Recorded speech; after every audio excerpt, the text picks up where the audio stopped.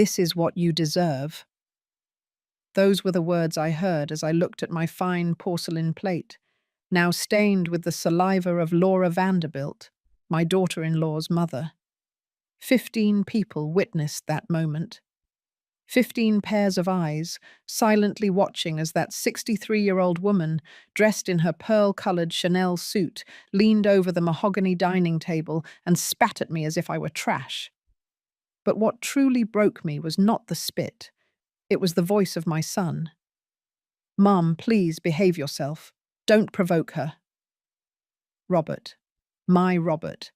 The boy I raised alone, cleaning other people's houses to pay for his college. The man who now looked at me with embarrassment, begging me with his eyes to be quiet, to swallow this humiliation, to not ruin his perfect Thanksgiving dinner. In that moment, something inside me didn't break. It hardened. I took out my phone with hands that didn't tremble, typed 3 words, and pressed send. "Execute the plan." Laura let out a laugh. "Who are you texting? Sophie? Your little sewing circle?" I got up from the table, wiped my lips with the linen napkin, and spoke with a calm I didn't recognize in myself. "My lawyers." What happened next? No one saw it coming. My name is Sophie Miller. I am 55 years old. For a long time, I was the invisible woman, the sacrificing mother, the compliant grandmother, the humble seamstress who always bowed her head. But that night, in front of that imported mahogany table and hand-embroidered tablecloths, I discovered something I had forgotten about myself, that humility doesn't mean letting them destroy you, and that a quiet woman can be preparing the most powerful move of her life. Let me tell you how a simple seamstress ended up sitting at that table, and how that same seamstress taught everyone a lesson they will never forget. 3 years ago, my life was simple, but it was mine. I lived in a small house in a neighborhood in Queens, New York, with a small yard full of purple petunias and a sewing workshop that smelled of clean fabric and Singer machine oil. Every morning, I got up at 6 o'clock, made my regular coffee with a dash of vanilla, and sat in front of my window to watch the sun light up the geranium pots. My world was small, yes, but it was honest. I sewed prom dresses, fixed hems, embroidered tablecloths for weddings. My clients were neighborhood ladies, working women like me, who paid me with crumpled bills and always gave me a 6-pack of Diet Coke or a donut. "Ms. Sophie," they would say affectionately, "you have golden hands." I would smile. I didn't have much, but I had dignity. And I had Robert, my son, my pride, the man who achieved everything I couldn't. Robert studied business administration at New York University, graduated with honors, got a job at a real estate firm in Manhattan, and started climbing the ladder until he became a regional director. I watched him grow, and my chest filled with a joy that hurt, because every suit he wore, every important meeting he attended, every achievement he celebrated, I knew how much it had cost. How many early mornings washing other people's clothes, how many knees on the ground mopping offices, how many nights sewing until my fingers bled just to pay for one more semester. But it was worth it. Everything was worth it, or so I believed. The day Robert introduced me to Valerie, I knew something had changed. It was a Sunday in October. They came to my house without warning. I was in the yard, watering the plants, in my old apron, and my hair pulled back in a messy braid. "Mum," Robert said with a nervous smile, "I want to introduce you to someone." Valerie Vanderbilt was beautiful. There was no doubt about that. Tall, thin, with that kind of polished beauty that only comes with money, straight, mahogany-colored hair, perfect nails, clothes that probably cost more than my rent for 3 months. "Nice to meet you, Mrs. Miller," she said with a correct but cold smile, barely extending the tips of her fingers. "The pleasure is all mine, dear," I replied, wiping my hands on my apron. "Come in. I'll make some coffee." Valerie looked at Robert, A quick, almost imperceptible glance. But I saw it. It was a look that said, "Seriously? Your mother lives here." We sat in my small living room. I served regular coffee in mismatched mugs. Valerie took hers carefully, as if she feared catching poverty. "Mum," Robert said, taking Valerie's hand, "we have news. We're getting married." My heart skipped a beat. Joy, fear, something in between. "Oh, son, how wonderful," I said, getting up to hug him. "Valerie, welcome to the family." She smiled, but her eyes didn't. "Thank you, Mrs. Miller. Robert has told me a lot about you, about your job." The way she said "your job" pierced me like a cold needle. "I'm a seamstress," I said with my chin up, "and very proud to be one." "Of course," Valerie replied with that polite smile. "It's a humble profession." Robert didn't say anything. He just squeezed Valerie's hand and changed the subject. That night, after they left, I sat in front of my sewing machine and cried without knowing exactly why. Perhaps because for the first time in my life, I felt small. 2 weeks later, I was invited to meet Valerie's family. The Vanderbilt's house was in Beverly Hills, Los Angeles. It wasn't a house, it was a mansion. Electric gate, gardens that looked like they were from a magazine, a fountain at the entrance with marble cherubs. I rang the doorbell with sweaty hands, holding a carrot cake I had baked since 5 o'clock that morning. A uniformed employee opened the door. "Mrs. Miller," he said. "Hipe, please come in. They are waiting for you on the terrace." I walked through marble hallways, past walls with enormous paintings, and furniture I had only seen in magazines. My old shoes squeaked against the floor, and I wanted to disappear. On the terrace, under a pergola covered with vines, was the entire family. Laura Vanderbilt, the matriarch, sat like a queen in a white wicker armchair. Her husband, Ernest, a corpulent man with a gold watch, 2 more daughters with their husbands, and Valerie, radiant next to Robert. "Mom!" Robert stood up, smiling. "This is my mum, Sophie." "How lovely, Mrs. Miller," Laura said without getting up, examining me from head to toe. "Please, have a seat." I sat on the edge of the sofa with my cake in my lap. "I brought a little dessert," I said shyly. "A carrot cake. It's my specialty." Laura looked at the cake as if I had offered her poison. "What a thoughtful gesture. Daniela," she called to an employee, "take this to the kitchen." The cake disappeared. We never saw it again. For 2 hours, I listened to the Vanderbilt family talk about things I didn't understand. Trips to Europe, investments, property, wine brands I didn't even know how to pronounce. No one asked me anything. No one included me in any conversation. I was furniture, an awkward ornament someone had forgotten to remove. When we finally said goodbye, Laura gave me 2 kisses in the air, without really touching me. "Mrs. Miller," she said with a sharp smile, "how sweet that Robert has such humble roots. It makes him so authentic." On the way back, Robert drove in silence. "Isn't Valerie's family incredible?" he finally said. I looked out the window.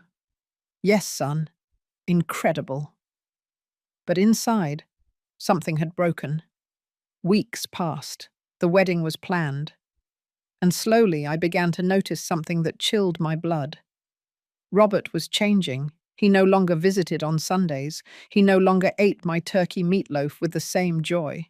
He no longer called me mummy, but mum, with a more formal, more distant tone. One day, while we were having coffee in my kitchen, I asked him, "Son, are you ashamed of me?" Robert almost choked. "What are you talking about, Mum?" "Of course not." "Then why do I feel like you're leaving me behind?" He didn't answer immediately. He just looked at his mug. He stirred the spoon in slow circles. "Mum," he finally said, "Valerie and her family are different. They have certain standards, and I need to fit in there if I want to build a future. And I don't fit into that future. It's not that. It's just that things are complicated sometimes." I got up from the table. I didn't want him to see me cry. "I understand, son. I understand perfectly." But I didn't understand anything.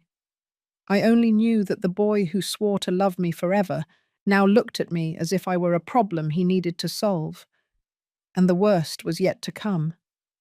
Sometimes we trust the people we love too much. Sometimes we give everything without asking for anything in return. Have you also felt invisible to someone who should value you? Tell me your story in the comments. I want to read them. The wedding was held in June, in a garden in Newport, Rhode Island, that looked like it was out of a movie. I arrived alone, in a navy blue dress that I had sewn myself over 3 weeks. It was elegant, simple, dignified.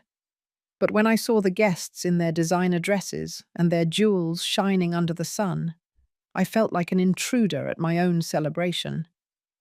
Laura Vanderbilt looked spectacular in a champagne-colored dress and an enormous hat. She greeted me with that cold smile I already knew. "Sophie, you look lovely. Did you make your dress yourself?" "Yes, Mrs. Vanderbilt." "Oh, how talented. Though for next time I can recommend an excellent boutique, for important events." I swallowed the humiliation as if it were bitter medicine. During the ceremony, I cried, but I don't know if I cried from happiness or from fear.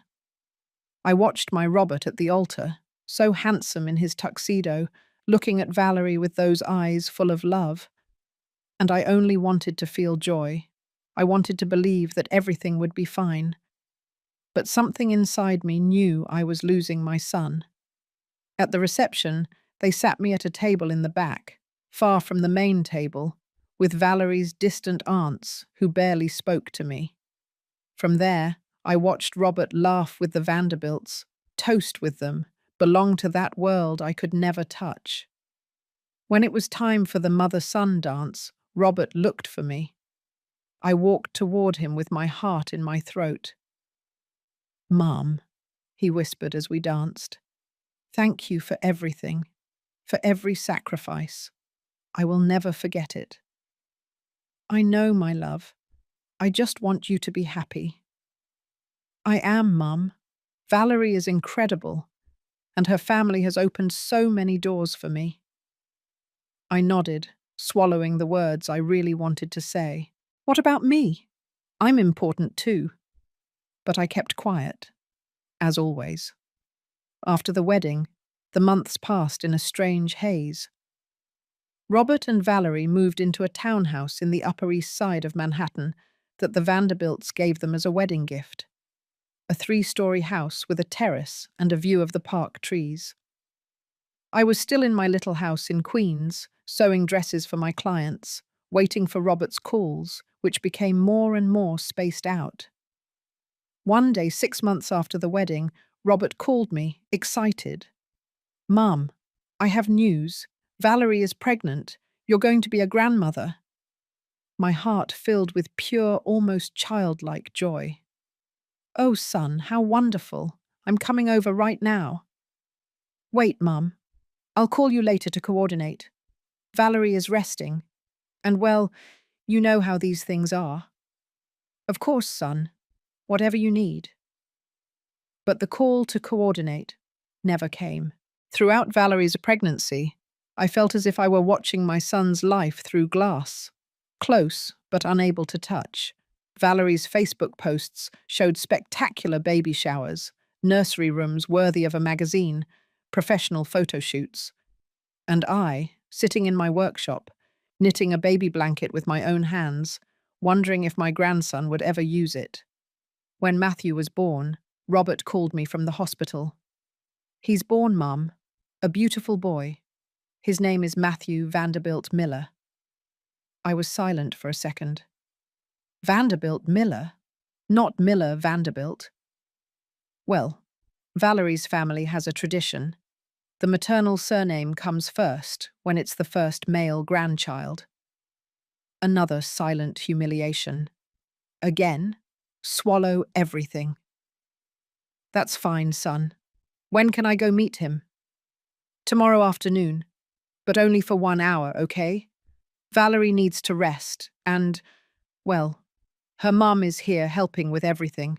The next day, I arrived at the hospital with the blanket I had knitted, a teddy bear, and my heart full of hope. In the private room, surrounded by expensive flowers and elegant balloons, Valerie was in bed, radiant despite the fatigue. Robert was holding Matthew, and next to him, like a territorial guardian, was Laura Vanderbilt. "Sophie, I'm glad you came," Robert said. "Look, Mum, your grandson." I approached with tears in my eyes. Matthew was perfect, small, pink, with his eyes closed and his tiny fists clenched. "Can I hold him?" Robert looked at Valerie. Valerie looked at Laura. Laura nodded as if granting permission. "Of course, Sophie, but be careful. He is very delicate." As if I hadn't raised a son alone. As if my hands, these hands that worked for years to give Robert a decent life, were now dangerous. I held Matthew with a tenderness that hurt. I looked at him. I touched his soft little face. I breathed in that new baby smell that is like pure magic. "I brought you a little blanket," I whispered. "I made it myself, with all my love." Laura approached. She examined the blanket with a critical eye. "How charmingly rustic. Although, you know, Sophie, these hand-knitted fabrics sometimes have fibers that can cause allergies. We'd better put it away and use the organic cotton blankets we've already bought." I felt as if I had been slapped. Robert didn't say anything. Valerie smiled sadly, but she didn't intervene either. I stayed 20 more minutes. No one offered me a seat. No one included me in the conversation about plans for the baby, the private pediatrician, the nanny they had already hired. When I said goodbye, I hugged Robert. "Son, if you need help with the baby, I can—" "Don't worry, Mum. Valerie's mum already has everything organized. She's going to stay with us for the first few weeks." Of course.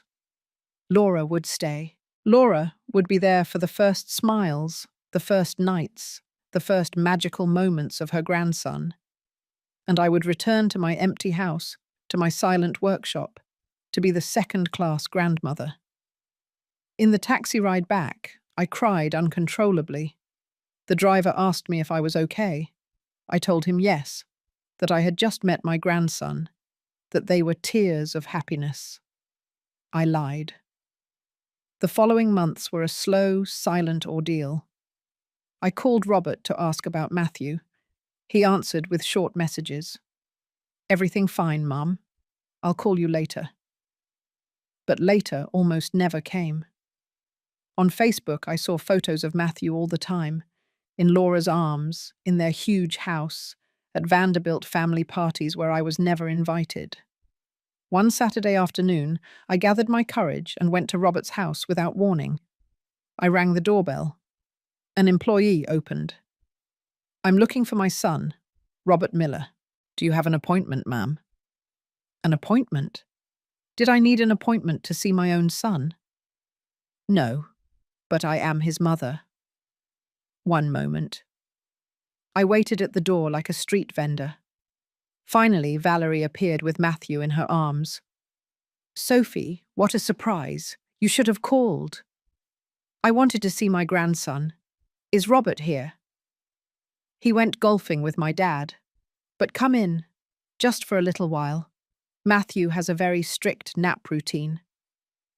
I entered that house that smelled of expensive candles and French perfume. I sat on the edge of the sofa like an unwanted visitor.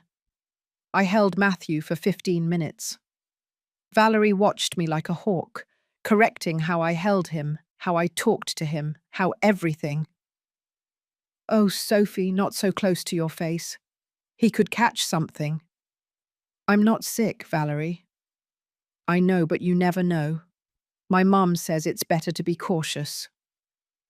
Your mum. Always your mum.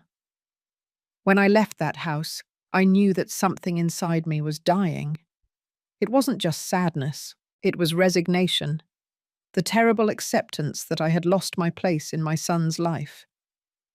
That night, sitting in my workshop, I looked at my sewing machine. That antique Singer that my mother had bequeathed to me. That machine that had fed Robert.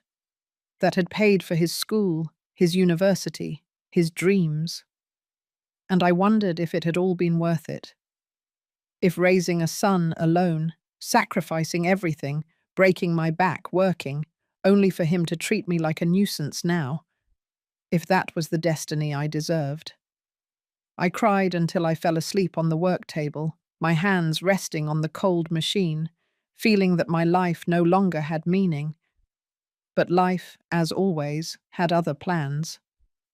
While I was silently giving up, while I was accepting my role as the invisible mother, the second-rate grandmother, something was about to happen that would change everything forever. Sometimes, when you hit rock bottom, when you have no strength left to keep swimming, life sends you a signal, a push, a reason to wake up. And my signal was about to arrive. The signal arrived 3 months later, in the form of an unexpected call. It was a Tuesday afternoon. I was sewing the first communion dress for Mrs. Carmen's granddaughter when my phone rang. An unknown number. Mrs. Sophie Miller? Yes, speaking. This is Councillor Henry Thompson from Thompson and Associates Law Firm. I need to see you urgently. It concerns a very delicate family matter. My heart skipped a beat.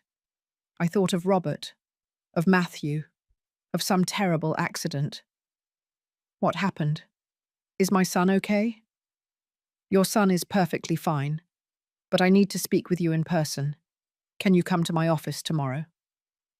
The next day, I arrived at a corporate building in Midtown Manhattan. Councillor Thompson's offices were on the 22nd floor. Everything was glass, steel, and impressive views of the city.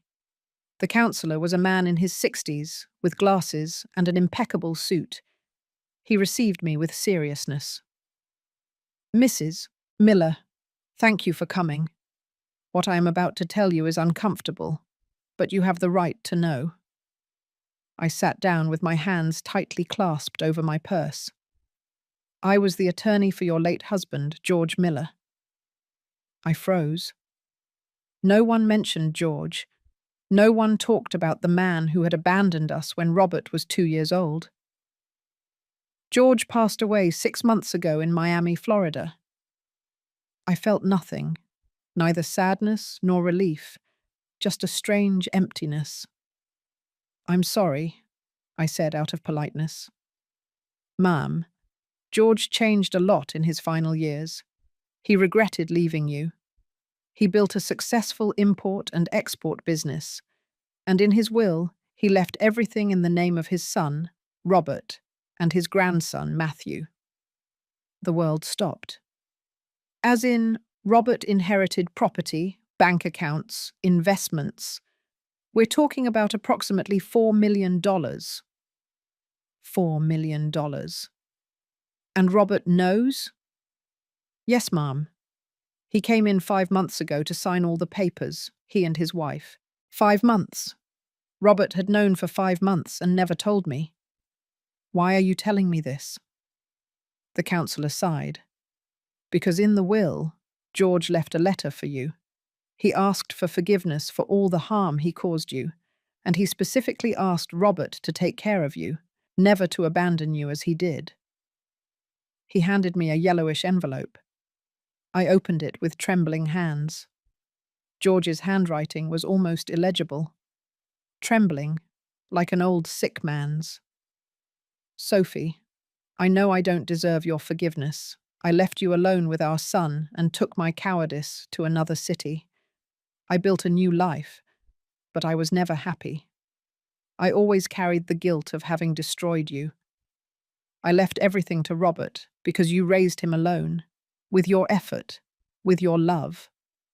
But I beg him, never to abandon you as I did, that he take care of you, that he give you the place you deserve. Forgive me, Sophie, although I know I can't ask that of you. George. Tears fell onto the paper, staining the old ink. Mrs. Miller, the counsellor continued, the reason I called you is because Robert asked me for absolute discretion. He didn't want you to know anything about the inheritance. In fact, he signed specific documents to prevent me from contacting you. I felt as if cold water had been thrown on me. My son deliberately hid this from me. Yes, ma'am. And there's something else you should know. He took some papers out of a folder. Robert and his wife have been making significant purchases in recent months. A country house in the Hamptons, valued at $800,000, a brand new BMW, shares in his father-in-law's company, and they made a donation of $100,000 to a foundation that Mrs. Laura Vanderbilt presides over. Each word was a stab. But they have never offered you assistance, financial or otherwise. I got up from the chair because I felt like I was suffocating. Why are you telling me all this, counsellor? Because my job is to execute the will of my clients. And George's will was that you know he repented and that his son fulfill his last request. Robert signed confidentiality papers with me, but I didn't sign anything regarding you. Legally, I can inform you. And what do you expect me to do with this information? The counsellor looked at me with something that resembled compassion. That is up to you, Mrs. Miller, but I thought you deserved to know the truth.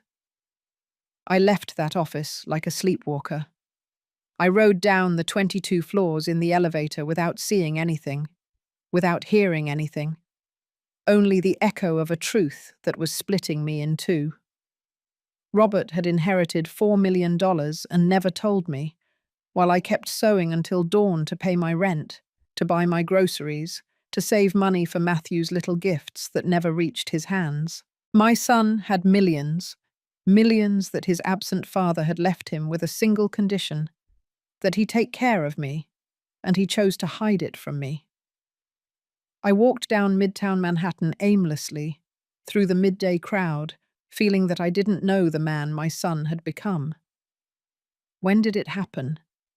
At what moment did the boy who cried in my arms, who promised he would always love me, who said, "When I grow up, I'm going to buy you a big house, Mommy," transform into this man who erased me from his life while spending fortunes to impress people who were worth nothing?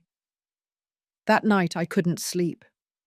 I tossed and turned in my bed, staring at the ceiling, listening to the heavy silence of my empty house. The next day, I did something I had never done. I actually looked through Valerie's Facebook, not just glancing over it. And there it all was. Photos in the Hamptons, in a beautiful wooden house with a lake. "Our little vacation home," the caption said. The new BMW parked in front of their house.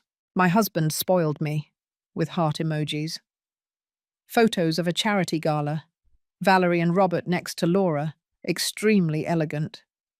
Proud to support the Vanderbilt Hope Foundation. And photos of Matthew. Lots of photos of my grandson, with expensive toys, designer clothes, in his room that looked straight out of a catalogue. But no photo of me. Not a single mention that this child had another grandmother. I closed the laptop, and something inside me, something that had been dormant for years, began to wake up. It wasn't rage yet. It was something colder, more calculated. It was clarity. I picked up the phone and called Robert. "Hello, Mum. Everything okay?" "Son, I need to talk to you. It's important." "Oh, Mum, I'm busy. Can it be another day?" "No, Robert. I need to see you today." Something in my tone must have alerted him because he accepted. All right, I'll stop by your house tonight. But he didn't come alone. He arrived with Valerie. I received them with coffee. We sat in my small living room, that space that now seemed so tiny compared to their mansions. Son, I need to ask you something, and I want you to be honest with me. Your father passed away a few months ago, didn't he? Robert's face lost all colour. Valerie looked at him, alarmed. How? How did you know? That doesn't matter. Is it true? Robert swallowed hard. Yes, Mum. He passed away. But I didn't want to tell you because I thought it would just hurt you to remember him. And he left you an inheritance. Silence. A silence so heavy it seemed to crush the air in the room. Mum? Yes or no, Robert? Yes, he finally admitted, his voice cracking. He left us some resources. Some resources. $4 million were some resources. And why did you never tell me? Because I didn't want you to feel bad. Dad abandoned us, Mum. You were the one who raised me. I didn't want you to think that I now value his money more than everything you did for me. He sounded almost convincing. Almost. And what about your father's request? The letter where he asked you to take care of me? Robert turned even paler. Valerie intervened for the first time. Sophie, I think you're misunderstanding things. Robert loves you. We all love you. But his father's inheritance is a private matter for our family. I am his family, I said with a calm I didn't feel. What I meant to say is, our nuclear family. Robert, me, and Matthew. We didn't want to involve you in complicated financial matters. Involve me? I'm his mother. Robert got up, nervous. Mum, I know this looks bad, but I promise I've always thought about you. In fact, Valerie and I were planning to help you, renovate your house, buy you a better car. When? In 5 more years? In 10? It's not fair, Mum. We're building our wealth. We have to think about Matthew's future, in smart investments.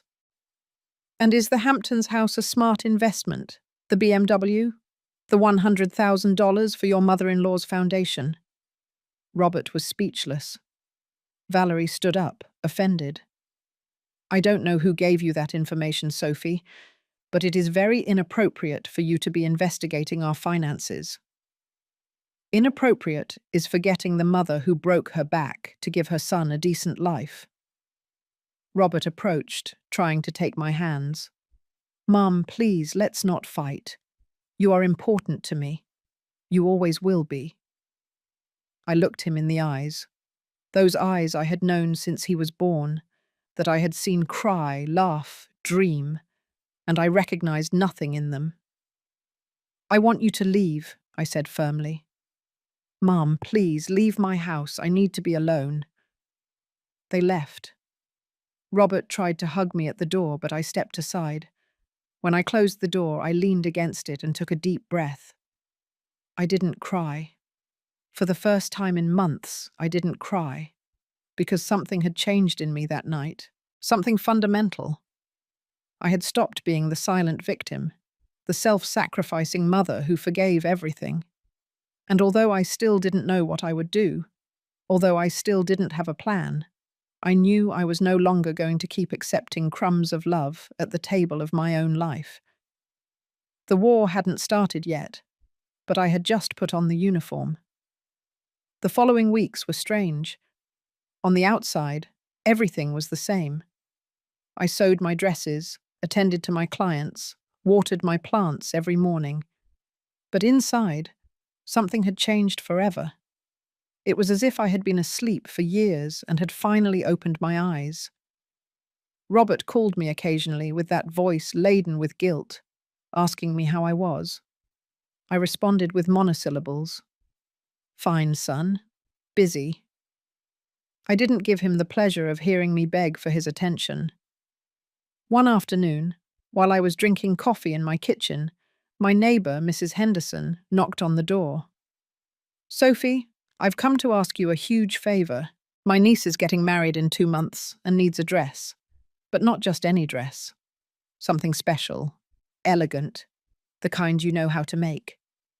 "What's her budget?" "Well, she works at a bank. She earns well. She can pay what's fair." Something clicked in my head. "How much is earns well, Linda?"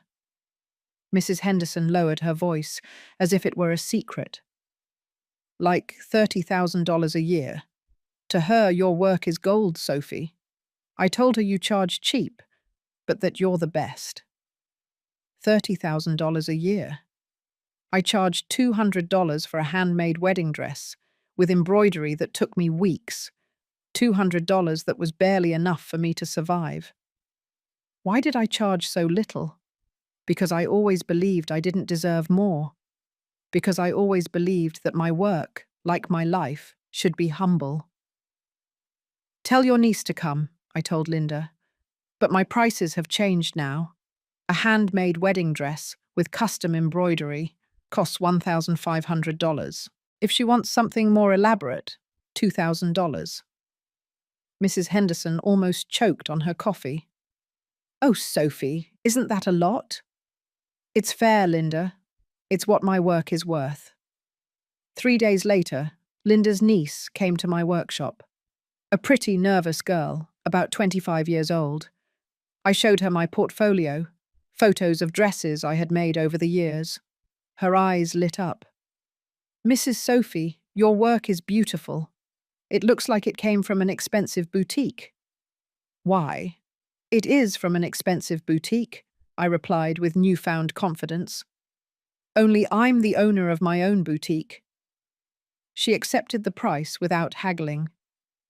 That night, as I made coffee, I smiled for the first time in weeks. I had discovered something simple yet powerful. I was worth more than they had made me believe. The next day, I called all my old clients. I informed them that my prices had changed. Some were annoyed and didn't return, but others, the ones who truly valued my work, accepted without a problem. In 1 month, I had tripled my income. I wasn't a millionaire like Robert, but I was no longer the woman begging for crumbs. One Saturday morning, Robert showed up at my house without warning. He had Matthew with him. "Mum, I thought you'd like to spend time with your grandson. Valerie went shopping with her mum." Of course. I was the emergency babysitter when Laura wasn't available. But I picked up Matthew, and my heart melted. He was already 1 year and 6 months old. He was walking, stumbling. He was babbling words. He was perfect. "Hello, my love," I said to him. "Do you remember your Grandma Sophie?" Matthew looked at me with curiosity. Robert looked uncomfortable. "Honestly, Mum, he hasn't spent much time with you. Valerie says it's important for him to have stable routines and Laura's house is more stable than mine." Robert didn't answer. We spent the morning together. I gave Matthew cookies I had baked. We played in the yard. I showed him the petunias. He laughed with that pure laugh of children who don't yet know the cruelty of the world. When Robert came to pick him up, Matthew cried when saying goodbye. That broke me and healed me at the same time. "Come back soon, my darling," I whispered to him. "Your grandma will always love you." Robert looked at me with something that resembled regret. "Mum, I know things have been weird between us, but I want to fix it. Really." "How, Robert? How are you going to fix everything you've broken?" "I don't know, but I'll try. I promise you." Promises, always promises. "Son, I no longer need your promises. I need action, respect, a real place in your life and in my grandson's life." "You'll have it, Mum. I swear." He left with Matthew, and I stayed in my house, more alone than ever, but also stronger. That night I did something I had never done. I searched the internet for inheritance lawyers, New York City. I didn't have a plan yet, but I was investigating, learning, preparing. If Robert believed he could erase me from his life, while enjoying the money his father had left specifically on the condition of taking care of me, he was very wrong. 2 weeks later, I received a call from Valerie. "Sophie, good afternoon. I'm calling to invite you to a family dinner this Saturday at my parents' house." My heart quickened. "A family dinner?" "Yes, it's my mum's 64th birthday. It's going to be intimate. Just close family." Close family. After months of ignoring me, now I was close family. "I don't know, Valerie. I've been very busy with my work." "Please, Sophie. Robert insists you come. He says it's important to him. And to Matthew, too." They were using my grandson as bait. How convenient. "All right. I'll be there." "Perfect. It's at 8 o'clock in the evening. And Sophie, it's an elegant dinner. You know, something formal." The message was clear. Don't show up in your poor seamstress clothes. I hung up the phone with a bitter smile. The following days, instead of sewing a dress for a client, I sewed one for myself. Black silk, an elegant but sober cut, with subtle embroidery on the neckline. Something I couldn't articulate with words, but that I knew in my heart. I deserved to look good. On Saturday, I arrived at the Vanderbilt's house exactly at 8 o'clock. The party had already started. Luxury cars filled the entrance. Laughter and music came from the illuminated terrace. I took a deep breath and rang the doorbell. The same employee as always opened for me. "Mrs. Miller, please come in. They're on the terrace." I walked down those hallways that I already knew, but this time with my head held high. On the terrace, under string lights and golden decorations, was the entire Vanderbilt family. Laura, radiant in her ivory dress, surrounded by her daughters, sons-in-law, grandchildren, and Robert and Valerie, sitting near her like satellites orbiting a sun. "Sophie!" Valerie exclaimed when she saw me. "I'm so glad you came. Mum, look, Sophie's here." Laura looked me up and down. Her smile didn't reach her eyes. "Sophie, welcome. What a unique dress. Did you make it?" "Yes, Mrs. Vanderbilt." "It shows. It has that handcrafted touch." Laura's daughters laughed discreetly. I sat in the only empty chair, at the end of the table, far from everyone, as always. During dinner, I listened to conversations about trips to Europe, investments, private schools for the children. No one spoke to me directly. It was as if I were a ghost. Until Laura, with her wineglass in hand, decided to acknowledge my existence. "Sophie, Robert told us you updated your prices. That's great that you're thriving." "Thank you, Mrs. Vanderbilt. I just charge what is fair for my work." "Of course, although you have to be careful. Sometimes when you raise your prices too much without the proper infrastructure, you can lose clientele." "I'm not worried. People who value quality work are always willing to pay." Laura smiled, but there was poison in that smile. "You're right. Although, of course, you and I have very different definitions of what quality work is." As I tell all this, I think about where you might be listening to me now, perhaps at home, maybe on your way to work, or lying down before bed. Write the name of your city in the comments. I want to know where the brave women like you are, the ones who understand what it means to fight in silence. The rest of the dinner passed without major incident. When they brought the cake, everyone sang "Happy Birthday." Laura blew out the candles, surrounded by her perfect family, her perfect life. And I, sitting in my corner, wondered what the heck I was doing there. After the cake, while the others were having digestives and coffee, I got up to go to the restroom. In the hallway, I heard voices coming from the study. The door was ajar. It was Laura talking to Robert. You have to set boundaries, Robert. Your mother is a good woman, but she can't continue to be a burden on you. She's not a burden, Laura. Oh, sweetie, don't be naive. You saw how she reacted with the inheritance, as if she had a right to claim something from you. Your father left her for a reason, didn't he? Maybe she wasn't as saintly as you think. I felt the floor disappear beneath my feet. My mum was an excellent mother, Robert replied, but his voice sounded weak, without conviction. Whatever you say. But Valerie and I think it would be better if you establish some distance. For Matthew's sake, children need to grow up surrounded by sophisticated environments, not what? Mediocrity, Robert. Your son deserves the best, and we can give it to him. Your mother, with all due respect, can only offer him, well, you know. I should have left. I should have gotten out of there at that moment. But I remained paralyzed, listening to that woman destroy my image in front of my own son.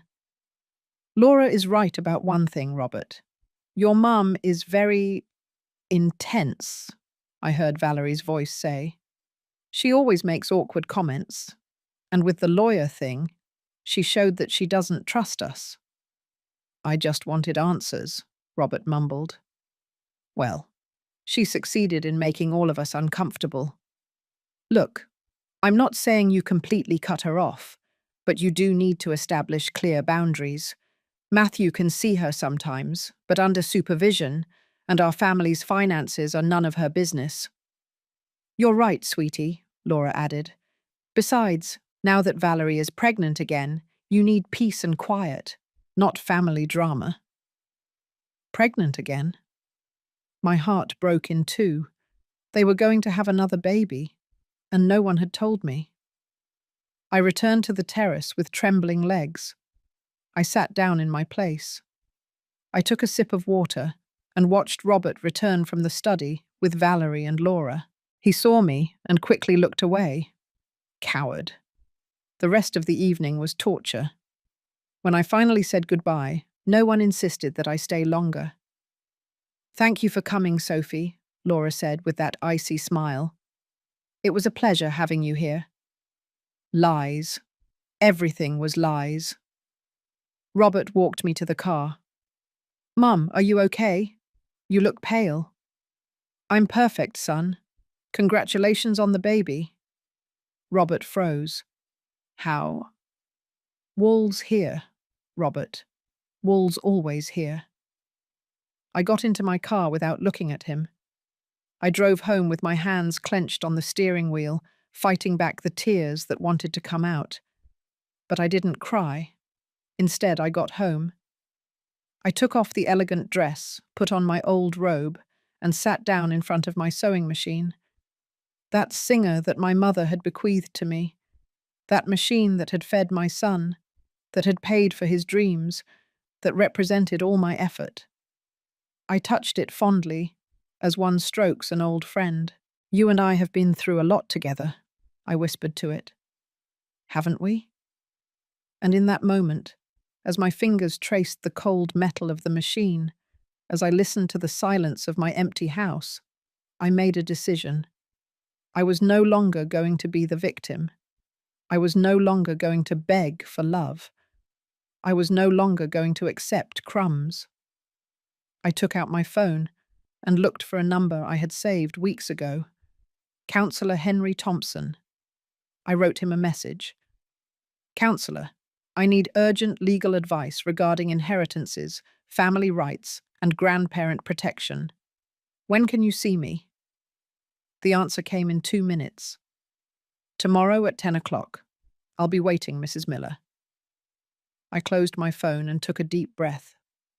The war was no longer just a possibility. The war had just begun. And I, Sophie Miller, seamstress of 55 years, invisible woman, forgotten mother, was ready to fight. On Monday at 10 o'clock sharp, I was sitting across from Councillor Thompson's desk.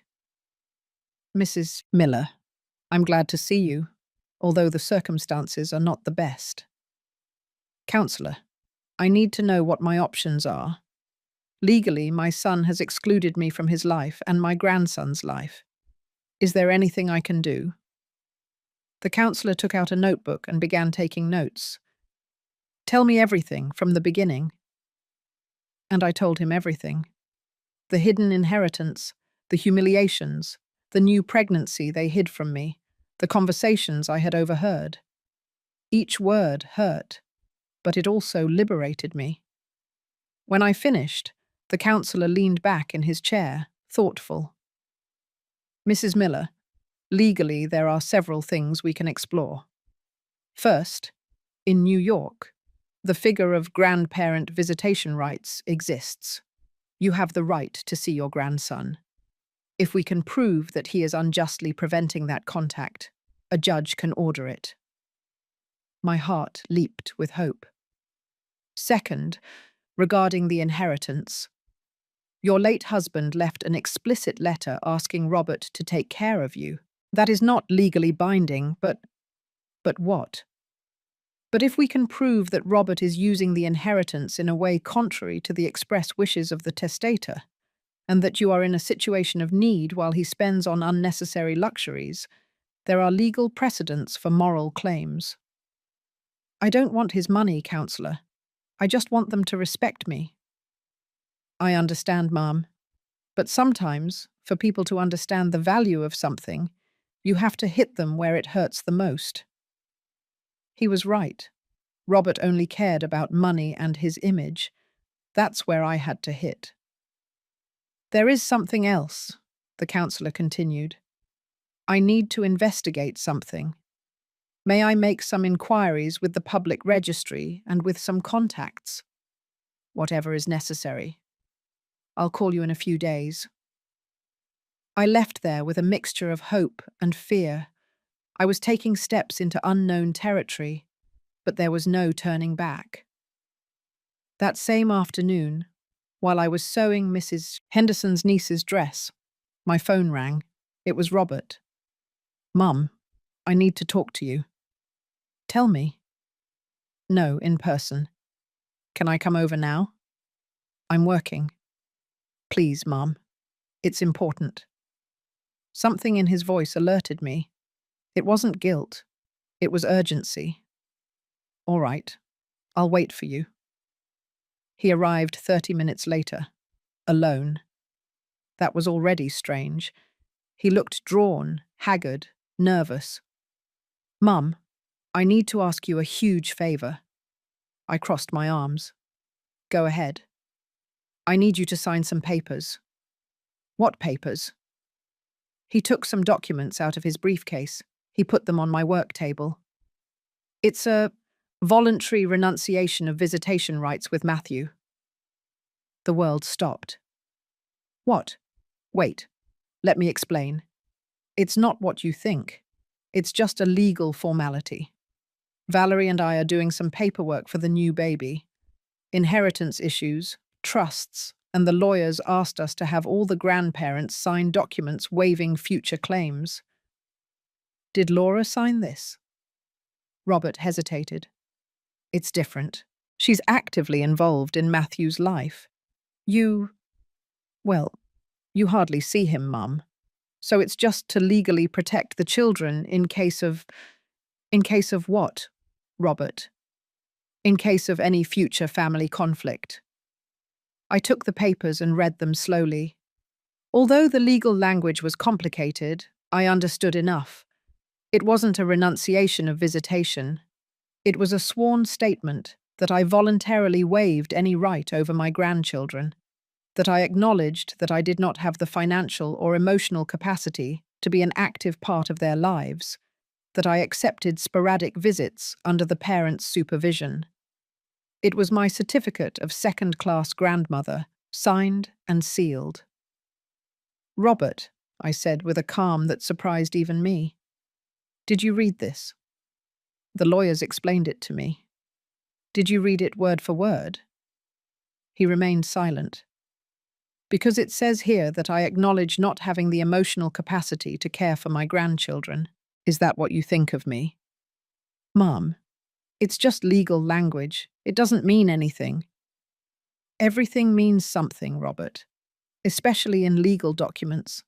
Please, Mum, just sign. For me, for Matthew, for the new baby. I looked at him for a long time. This man of 32 years, with his expensive suit and his Rolex on his wrist. This man who was once my child. No. What? I'm not going to sign this. Robert stood up, agitated. Mum, you have to understand. If you don't sign, Valerie and her family will think you're being difficult. They're going to… Going to what? Distance me more. I barely see my grandson now, Robert.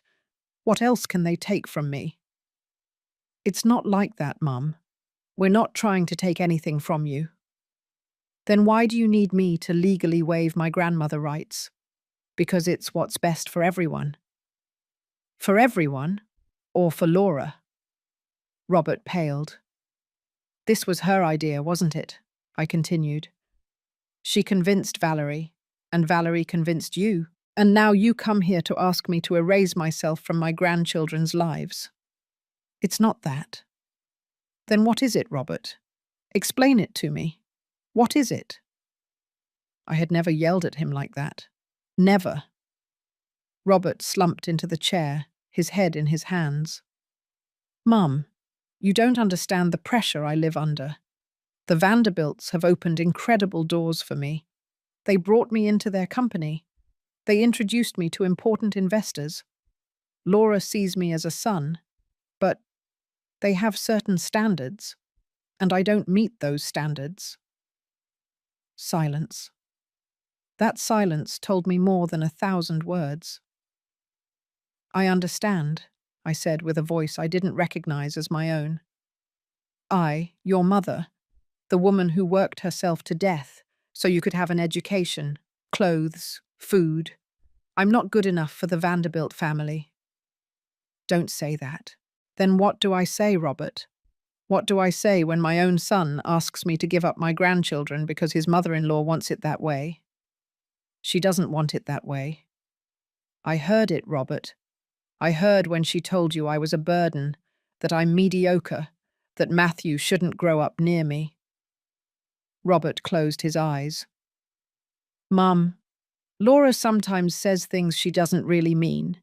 She's intense. And you? What do you think? I love you, Mum. I will always love you. That's not what I asked you. I looked at him, waiting, needing to hear that he would defend me, that he would tell me I was important, that he wouldn't allow anyone to erase me from his life. But Robert just lowered his gaze, and in that silence, in that inability to defend me, I understood something devastating. My son was ashamed of me. Leave, I said with a broken voice. Mum, leave my house and take your papers. Please think about it.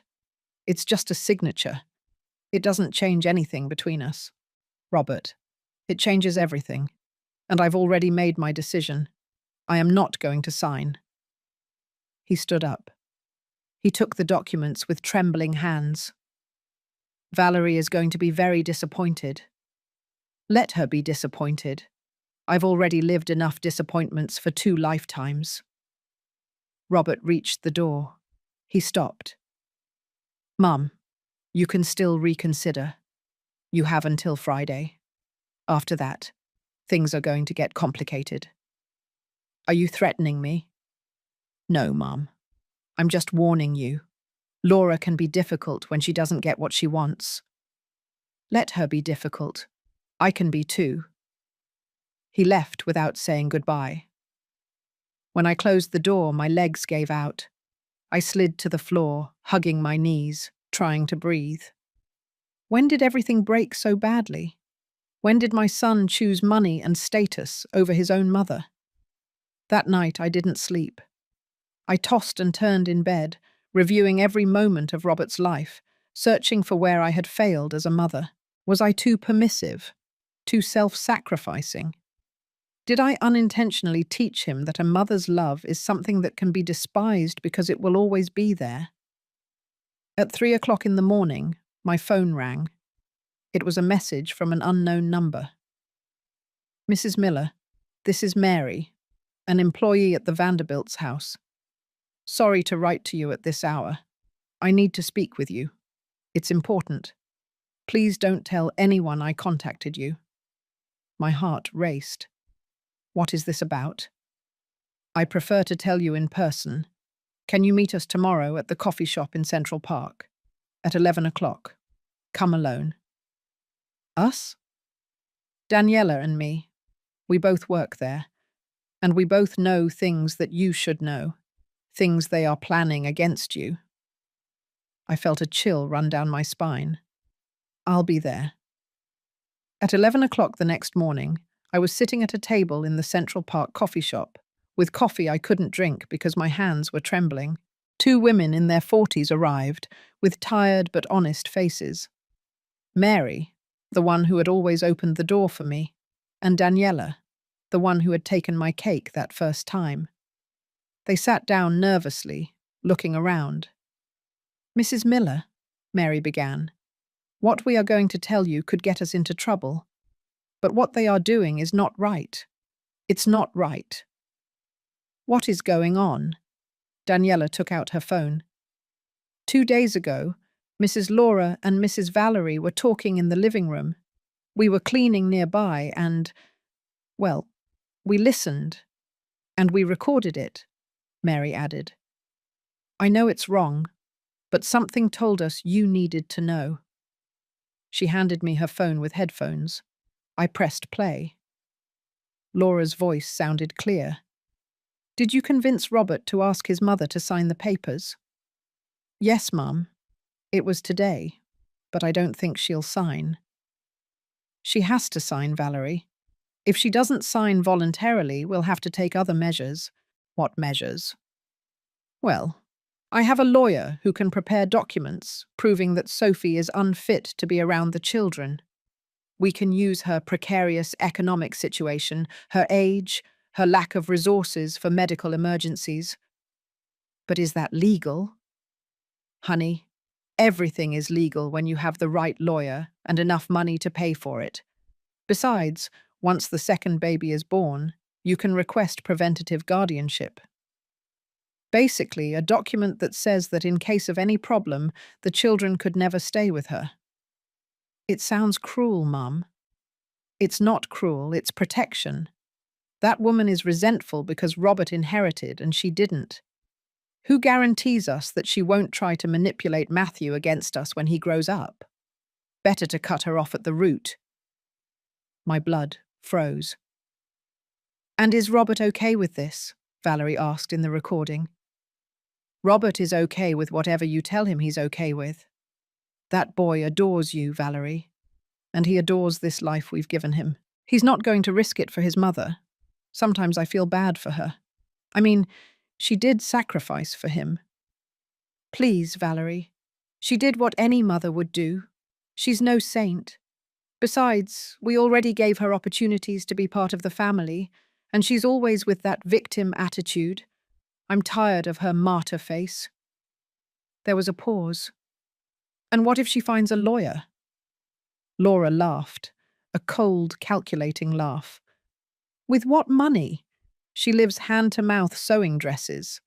Good lawyers cost what she doesn't earn in a year.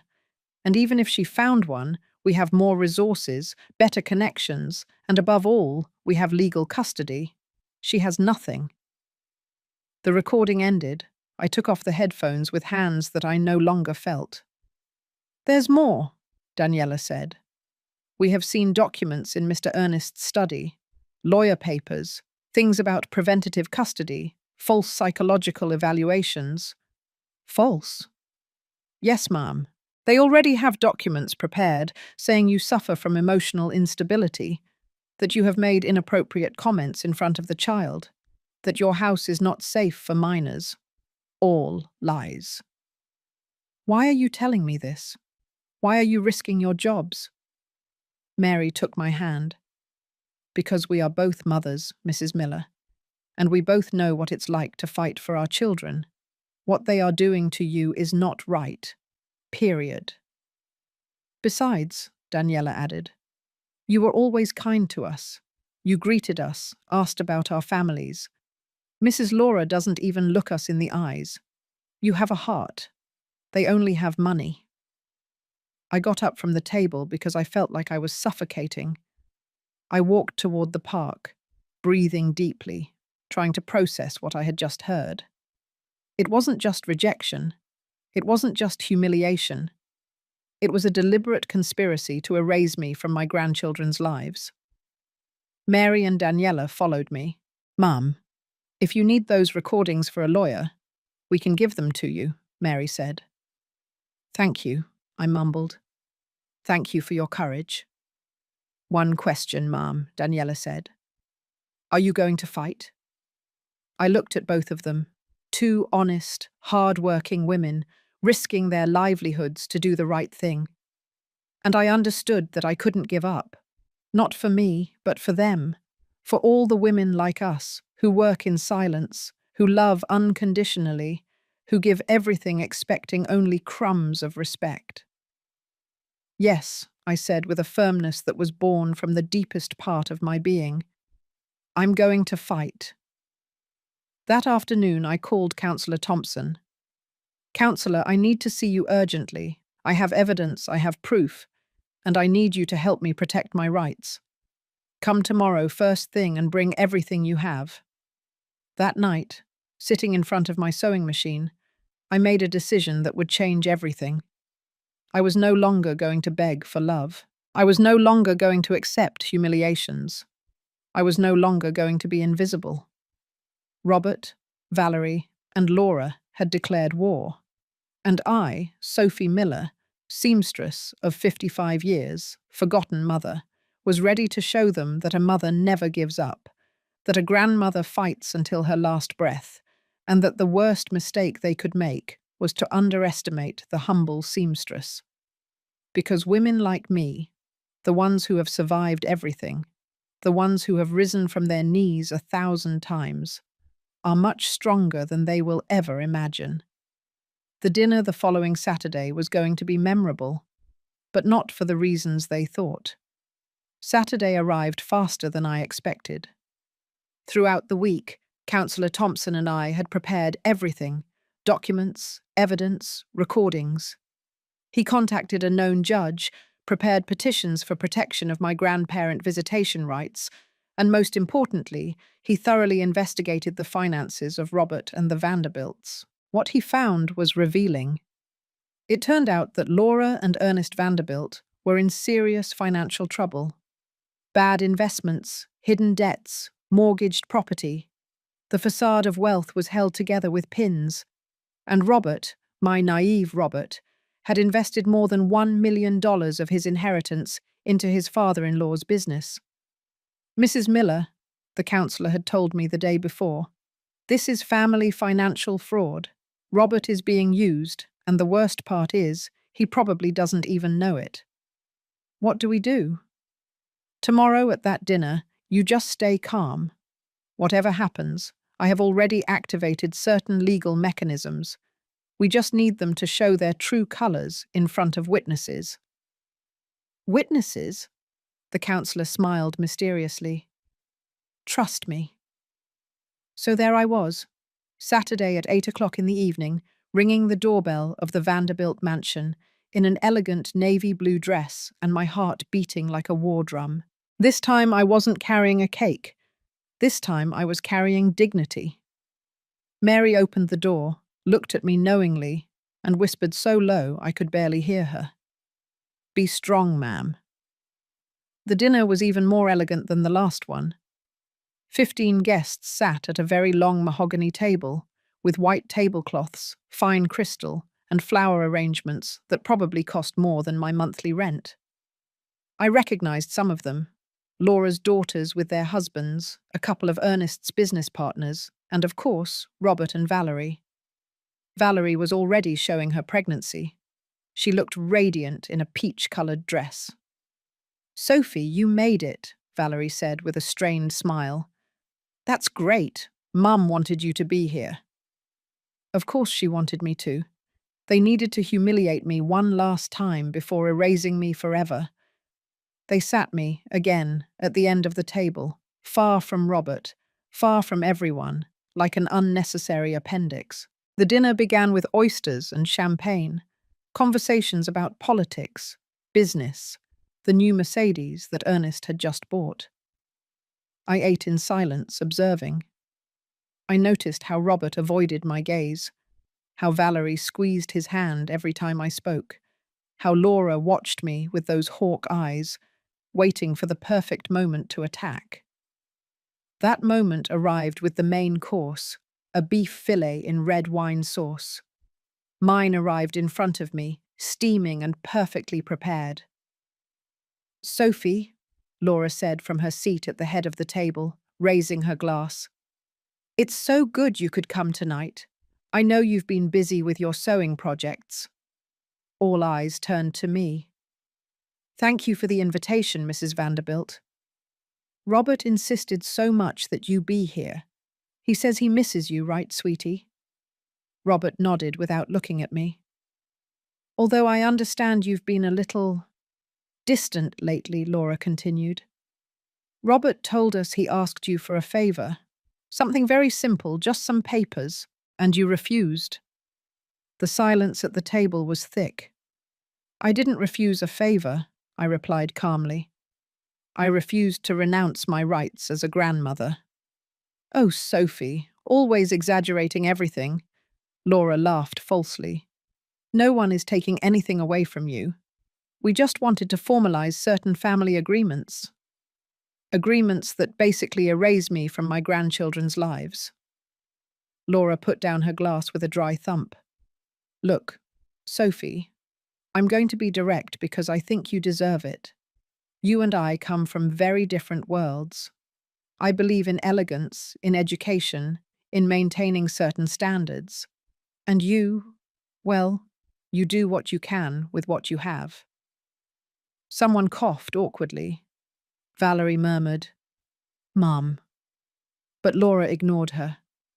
It's not your fault for having lived such a limited life, but now Robert is part of our family, and Matthew, and the baby on the way, they are Vanderbilts.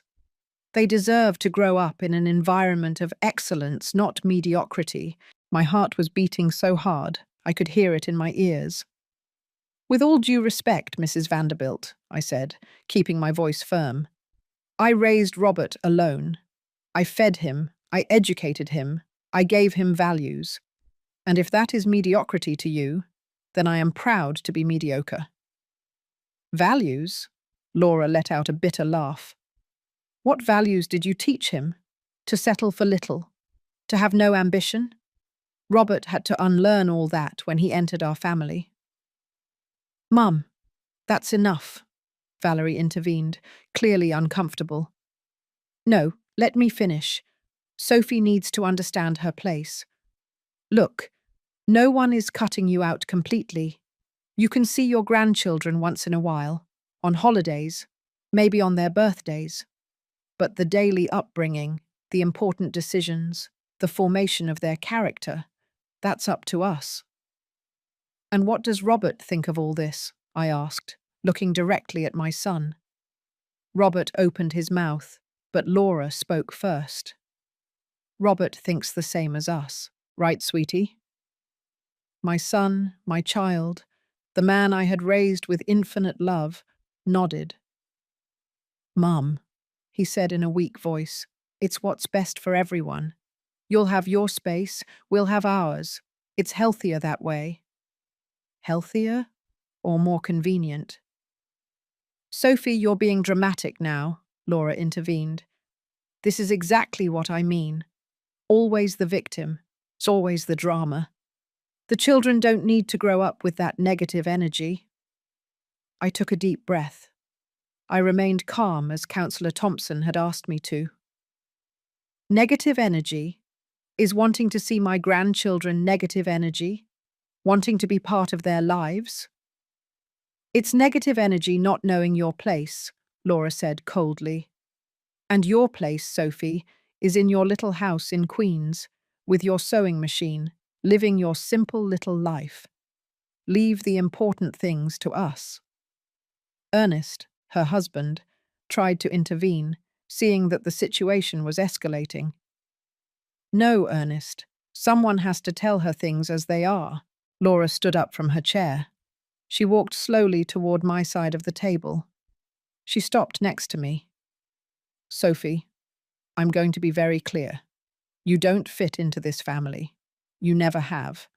And the faster you accept it, the better for everyone. I don't need to fit into your family, I replied firmly. I am Robert's family. I am his mother. I am the grandmother of his children. You are a burden, Laura said with poison in every word. An emotional burden that Robert no longer needs to carry. She leaned over the table. And then, while everyone watched in absolute shock, she spat on my plate. The spit landed on my fillet, staining the wine sauce. The silence was deafening. This, Laura said without an ounce of shame, is what you deserve. No one moved, no one spoke. Everyone stared, horrified and paralyzed, except Robert. My son, my child, looked at me with pleading eyes and whispered, "Mum, please behave yourself. Don't provoke her." In that moment, something inside me didn't break. It crystallized. I reached for my purse with hands that didn't tremble.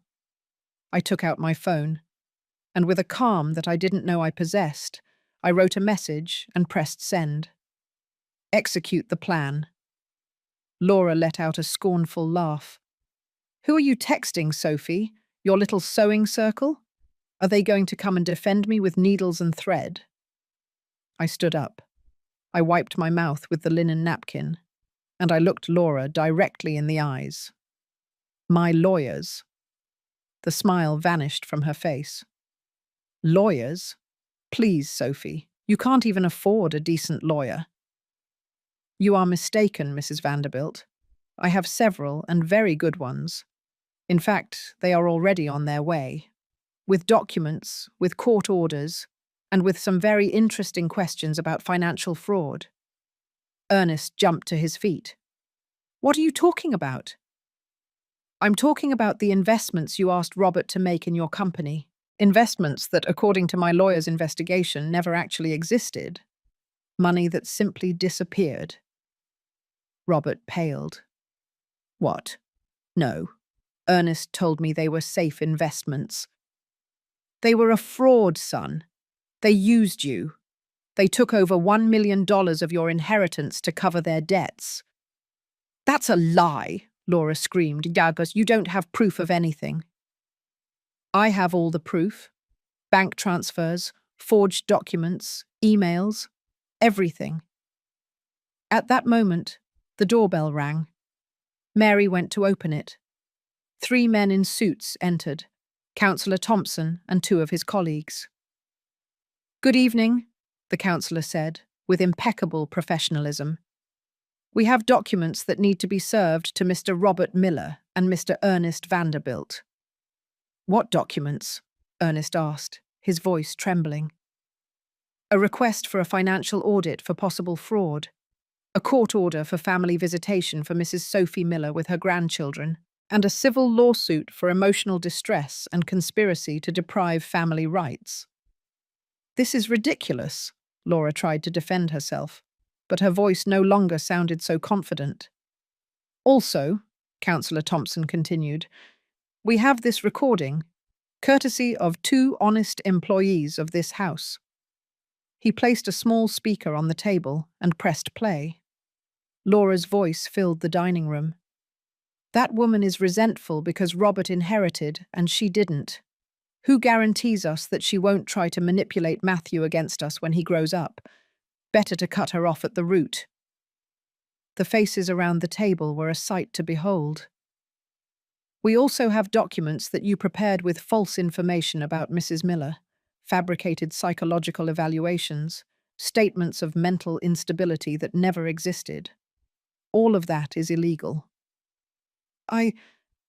We didn't. Ernest tried to speak, but the words wouldn't come out. Valerie looked at her mother in horror. Mum, is all this true? Laura didn't respond. Her perfectly made-up face now showed panic. I approached Robert. My son was sitting, his hands covering his head, destroyed. Son, I said softly, you were given a choice, and you chose them. You chose the money, the status, the easy life. You chose to humiliate me, erase me, treat me like trash. Mum, I didn't know.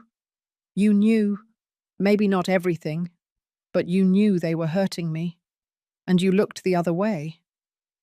Tears streamed down his face. Forgive me. I can't, Robert. Not yet. Maybe someday. But today I need to leave here with what little dignity I have left. I turned to everyone present. This family took many things from me. My son, my grandson, my peace. But they couldn't take the most important thing, my self-worth. I walked toward the door. Councillor Thompson and his colleagues followed me.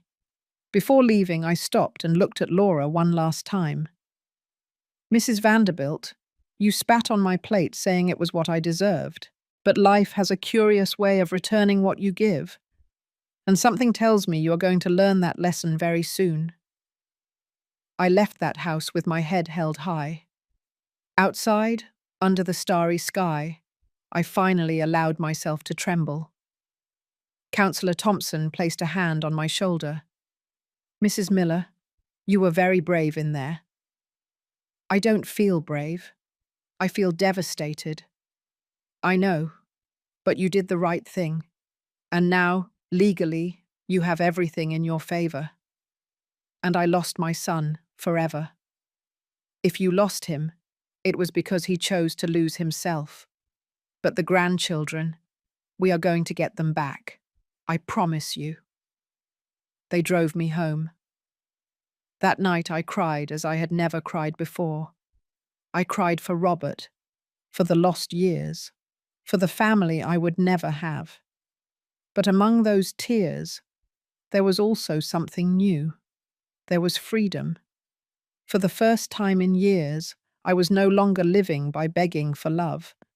I no longer accepted crumbs. I was no longer invisible. I had stood up to my oppressors and shown them that a humble woman can also fight. And win. The phone rang at 2 o'clock in the morning. It was Robert. Mum, I don't know what to say. Then don't say anything. Valerie is in shock. Her parents are calling lawyers. Everything is chaos. I can imagine. Did I really invest money in a fraud? Yes, son. Your in-laws stole from you. They used you. And you were so blinded by their brilliant world that you didn't see it. Silence. Can we talk? Tomorrow? Just you and me? I still wonder if I did the right thing that night. If it was necessary to expose them like that, in front of everyone, to destroy the facade. And you? What would you have done in my place? Not tomorrow, Robert. I need time. A lot of time. I love you, Mum. Despite everything, I love you. I know, son, and I love you too. But love is not enough when there is no respect. I hung up, and for the first time in months, I slept soundly, because I had won something more valuable than my son's forgiveness. I had won my self-respect. The days after that dinner were strange. There was no immediate explosion. There were no shouts or threats. Just a heavy silence like when the sky darkens before a thunderstorm. Robert called me every day. I didn't answer. I let his voice be recorded in the voicemail. Mum, please. We need to talk. Mum, Valerie wants to apologize to you. Mum, I'm reviewing the documents you mentioned. I think you're right. I deleted all the messages without listening to them completely. Councillor Thompson came to my house every 2 days with updates. Mrs. Miller, the financial audit has already begun. They found serious irregularities in Ernest Vanderbilt's company. Robert lost almost $1,200,000. And he knows? He does now. He's devastated. I felt a pang in my chest. He was my son, after all. But that pang was no longer enough to make me run back to him. And the visitation order with Matthew? The judge approved it. You can see your grandson twice a week, 4 hours each time, supervised initially, but it's a start. I cried when I heard that. Tears of relief, of a small but significant victory. Thank you, Counselor. Don't thank me. You did the hard work. I just moved the papers. That afternoon, while I was sewing a new client's daughter's prom dress, the doorbell rang. It was Valerie, alone, without Robert, without Laura, with red and swollen eyes. Sophie, can we talk?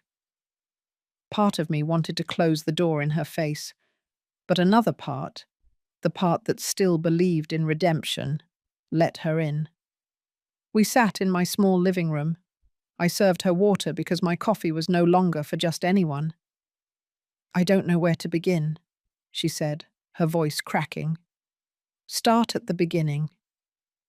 When I met Robert, I fell in love with him. He was different from the men in my world. He had an appetite for success, but he also had a heart. He talked about you with so much love, Sophie, about how you had sacrificed everything for him. And what happened? My mum happened. Valerie covered her face with her hands. She has always been controlling, manipulative. My whole life I've tried to please her, to be the perfect daughter, and when I brought Robert home, she saw him as a project, someone moldable, and they molded him. Yes, little by little, subtle comments about your house, your clothes, your way of speaking, constant comparisons with her family, her standards. And I didn't stop it. I was embarrassed to admit that my mum was being cruel. You were an accomplice. I was, she admitted through tears.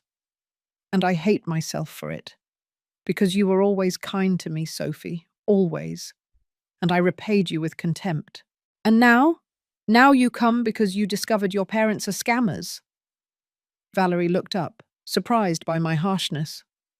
I came because I realized that I lost my soul in the process of trying to please my mother. I came because I don't want my children to grow up in a family where money is worth more than people. I came because I need you to forgive me. I can't, I know, but I needed to tell you. Valerie got up to leave.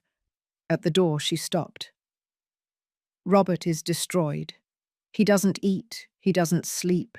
He feels guilty about everything. About you, about the lost money, about having been so blind. He should feel guilty, I know, but he is also the father of my children, and your son, and maybe, someday, we can rebuild something. Not what it was before, because that is broken, but something new, something honest. She left.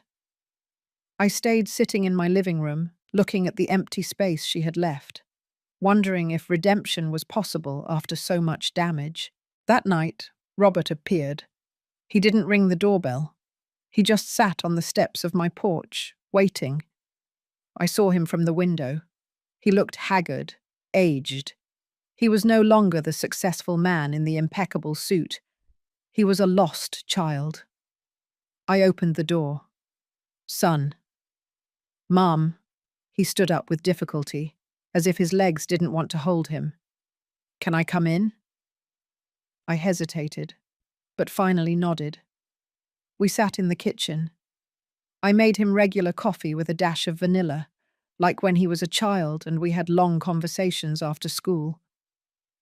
I lost everything, he said, his voice cracking. The money, your trust, my dignity, everything. You didn't lose everything. You have Valerie, Matthew, the baby on the way. And me? Did I lose you? I looked at him for a long time. This man who had come out of my body, who had nursed at my breast, who had been my reason for living for 32 years. You didn't lose me, Robert. You abandoned me. There is a difference. I know, and I have no excuse. I was blinded by the money, the easy life, belonging to a world that had always seemed unattainable to me. And in the process, I forgot the most important thing. What did you forget? I forgot that true love doesn't come with mansions or luxury cars. It comes with turkey meatloaf at a humble table. It comes with silent sacrifice. It comes from a mother who broke her back to give me a future. Tears streamed down his face uncontrollably. Mum, I don't expect you to forgive me now. I don't even know if I deserve your forgiveness. But I need you to know something. That man who humiliated you, who ignored you, who let them spit on you, that's not me, or I don't want it to be me. And who are you then? I'm trying to figure that out. I resigned from Ernest's company. I hired my own lawyers to recover what I can of the money. And I told Laura that I will never again allow her to disrespect you. And what did she say? She said I was ungrateful, that I'm destroying her family, that I will regret it. Do you regret having taken so long to defend me? Every second. We drank our coffee in silence, a different silence, no longer hostile but weary. Robert, I need time. A lot of time. You can't break someone for years and expect them to be fixed with an apology and a cup of coffee. I understand. But I'm not going to close the door forever either, because despite everything, you are still my son, and I am still your mother. That doesn't change. Will you come to see Matthew? The judge approved the visitation. Yes, for him, not for you or Valerie, for Matthew. Robert nodded. And the new baby? Will you also want to meet him when he's born? I looked him directly in the eyes. That will depend on what happens in the coming months, on whether you prove with actions, not with words, that you truly changed. I will, Mum. I swear. Oaths no longer convince me, son. Actions do. He left that night with something he hadn't had in months, a little hope. And I stayed in my house, in my workshop, next to my sewing machine, knowing that the road back would be long. But for the first time, it was a road where I set the rules, where my dignity was non-negotiable, where my love was no longer a free ticket for them to abuse me. 3 weeks later, I had my first supervised visit with Matthew. It was in a public park, with a social worker present. Valerie brought the child, left him with me for 4 hours, and left. Matthew was shy at first. He hardly remembered me. "Hello, my darling," I said, kneeling down to his height. "I'm your Grandma Sophie. Do you remember me?" He shook his head. My heart broke a little, but I smiled. "Don't worry. We have plenty of time to get to know each other again." I had brought him a ball and homemade cookies. We played on the grass. He laughed with that clean laugh of children, and slowly he began to let go. "Grandma," he said suddenly, "why don't you live with us?" "Because I have my own little house, my love. But that doesn't mean I don't love you. I love you very much." "How much?" I opened my arms as wide as I could. "This much, the size of the sky." He laughed and threw himself into my arms. In that moment, holding my grandson against my chest, I knew it had all been worth it. The fight, the pain, the public humiliation, everything.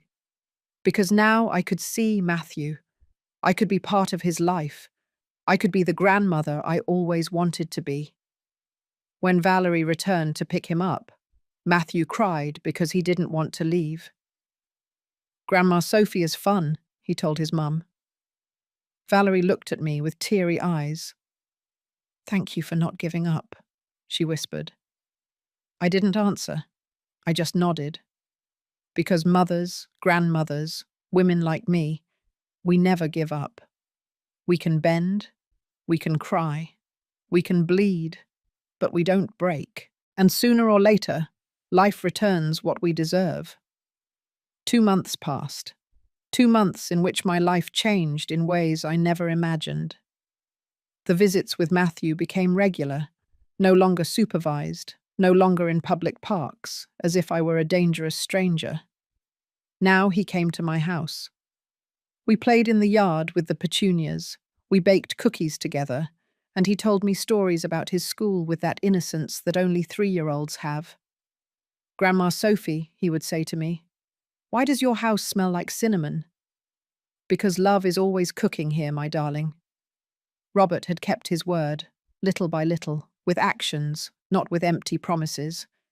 He deposited money into my account every month. Not much, but enough so that I no longer had to sew until dawn just to pay the rent. "It's not charity," he had told me. "It's what it always should have been, taking care of you, just like you took care of me." Valerie was also doing her part. She invited me to the pregnancy checkups. She consulted me about names for the baby.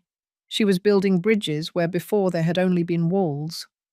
But Laura was another story. Councillor Thompson called me one Tuesday afternoon. "Mrs. Miller, are you sitting down?" "Tell me, Councillor." "The audit is finished. The Vanderbilts are in serious trouble.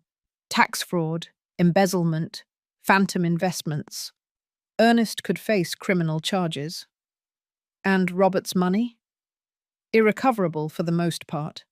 But there is good news. Justice is acting." "What kind of good news?" "Ernest is negotiating with the prosecutor's office. To avoid jail, he has to return what he can and accept severe financial penalties. They are foreclosing on property. The mansion. Among other things, the Vanderbilts are going to lose everything they built with dirty money." I should have felt satisfaction. I should have felt that justice was finally served. But I only felt emptiness. "And Laura?" "Ah, Laura is a special case." I could hear the smile in the councillor's voice.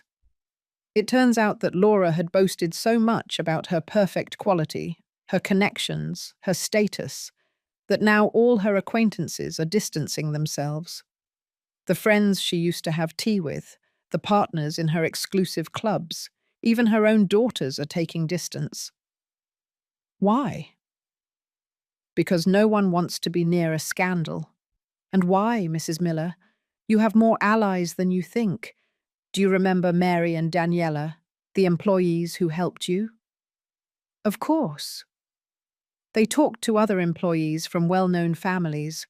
It turns out that Laura Vanderbilt has a terrible reputation in the domestic service circle. Abusive, humiliating, bossy. And those employees talk among themselves. And their employers listen. And does that matter? In that world, ma'am, reputation is everything. And Laura's is ruined. 2 weeks later, Robert invited me to lunch, just him and me, in a simple restaurant in the Chelsea neighbourhood, not in those pretentious places in the Upper East Side. "Mum, I need to tell you something. Valerie and I are moving." My heart skipped a beat. "Where to?" "Not far. To a smaller house in the West Village. We sold the one in the Upper East Side. We needed the money to pay the debts that remained from the fraud." "And Valerie agrees?" "It was her idea. She said that house was never really ours. It was a gilded cage built by her parents." "How is she?" Robert sighed. "She's processing a lot of things. Her relationship with Laura is broken. Her mum blames her for everything. She says we destroyed the family by exposing the fraud." You didn't destroy anything. They did that all by themselves. That's what I tell her. But it's difficult for Valerie. Her whole life she believed her family was perfect. Now she realizes it was a lie. And how are you? Better, more free, even if it sounds strange. I no longer carry that pressure of having to be someone I'm not. I no longer have to impress anyone. I just have to be a good father and a good son. That is much easier. He smiled sadly. He took my hand across the table. Mum, I know you still haven't completely forgiven us, and I understand. But I want you to know that every day I strive to be the man you raised, not the one the Vanderbilts molded. I know, son, and I see it. Will you be there when the baby is born? Will you be there? I thought about it for a moment. Yes, I'll be there. His eyes welled up with tears. Thank you, Mum. The baby was born on a Thursday in April. A girl, small, pink, perfect. They named her Miranda. I was at the hospital from the beginning, not in the waiting room like a second-class visitor, but in the room holding Valerie's hand during labor. Breathe, dear, I told her. Almost there. You are very strong. When Miranda was born and they placed her in Valerie's arms, we all cried. Robert looked at me from the other side of the bed. Mum, do you want to hold her? He passed my granddaughter to me. That small being that weighed almost nothing but was everything. Welcome to the world, my Miranda, I whispered to her. Your Grandma Sophie is going to love you very much. She's going to teach you how to sew, how to bake cookies, how to be strong like the women in this family. At that moment, someone knocked on the door. It was Laura. The silence in the room became thick. Laura looked different, smaller somehow, without her armor of expensive clothes and perfect makeup. Just a 64-year-old woman, tired and defeated. I came to meet my granddaughter, she said with a trembling voice. Valerie looked at her harshly. Mum, I told you I wasn't ready to see you yet. Please, Valerie, she's my granddaughter. And she's my daughter. And after everything you did, I already paid for it, Laura interrupted. Her voice broke. I lost my house. I lost my reputation. I lost my friends. I lost everything. You lost everything superficial, Valerie said coldly. But you never had what was important. Laura looked at me then, and in her eyes I saw something I had never seen before. Fear. Sophie, she said, I know I have no right to ask you for anything, but please, I just want to see my granddaughter for 5 minutes. All eyes turned to me. It was my decision. After everything that had happened, I had the power to say no, to make Laura feel even a fraction of the pain she had caused me. It would have been easy. It would have been fair, even. But I looked at Miranda in my arms, and I thought about the kind of world I wanted her to grow up in. A world where resentment didn't win, where mercy existed, where people could be better than they had been. Valerie, I said softly, she is your mother, and however broken your relationship is, Miranda deserves to know her grandparents, all of them. Valerie hesitated. But only if you agree, I continued. This is your decision, not mine. Valerie looked at her mother for a long time. 5 minutes, she finally said. And if you ever disrespect Sophie again, you don't see my children again. Understood? Laura nodded, swallowing her pride. She approached the bassinet where I had placed Miranda. She looked at her with eyes full of tears. She's beautiful, she whispered. She looks like her dad, Valerie said. And she has her Grandma Sophie's eyes, Robert added. Laura turned to me, and for the first time since I had known her, she spoke without venom, without superiority, without masks. Sophie, I don't know how to apologize for everything I did to you, for how I treated you, for the dinner, the spitting, the most humiliating moment of my life.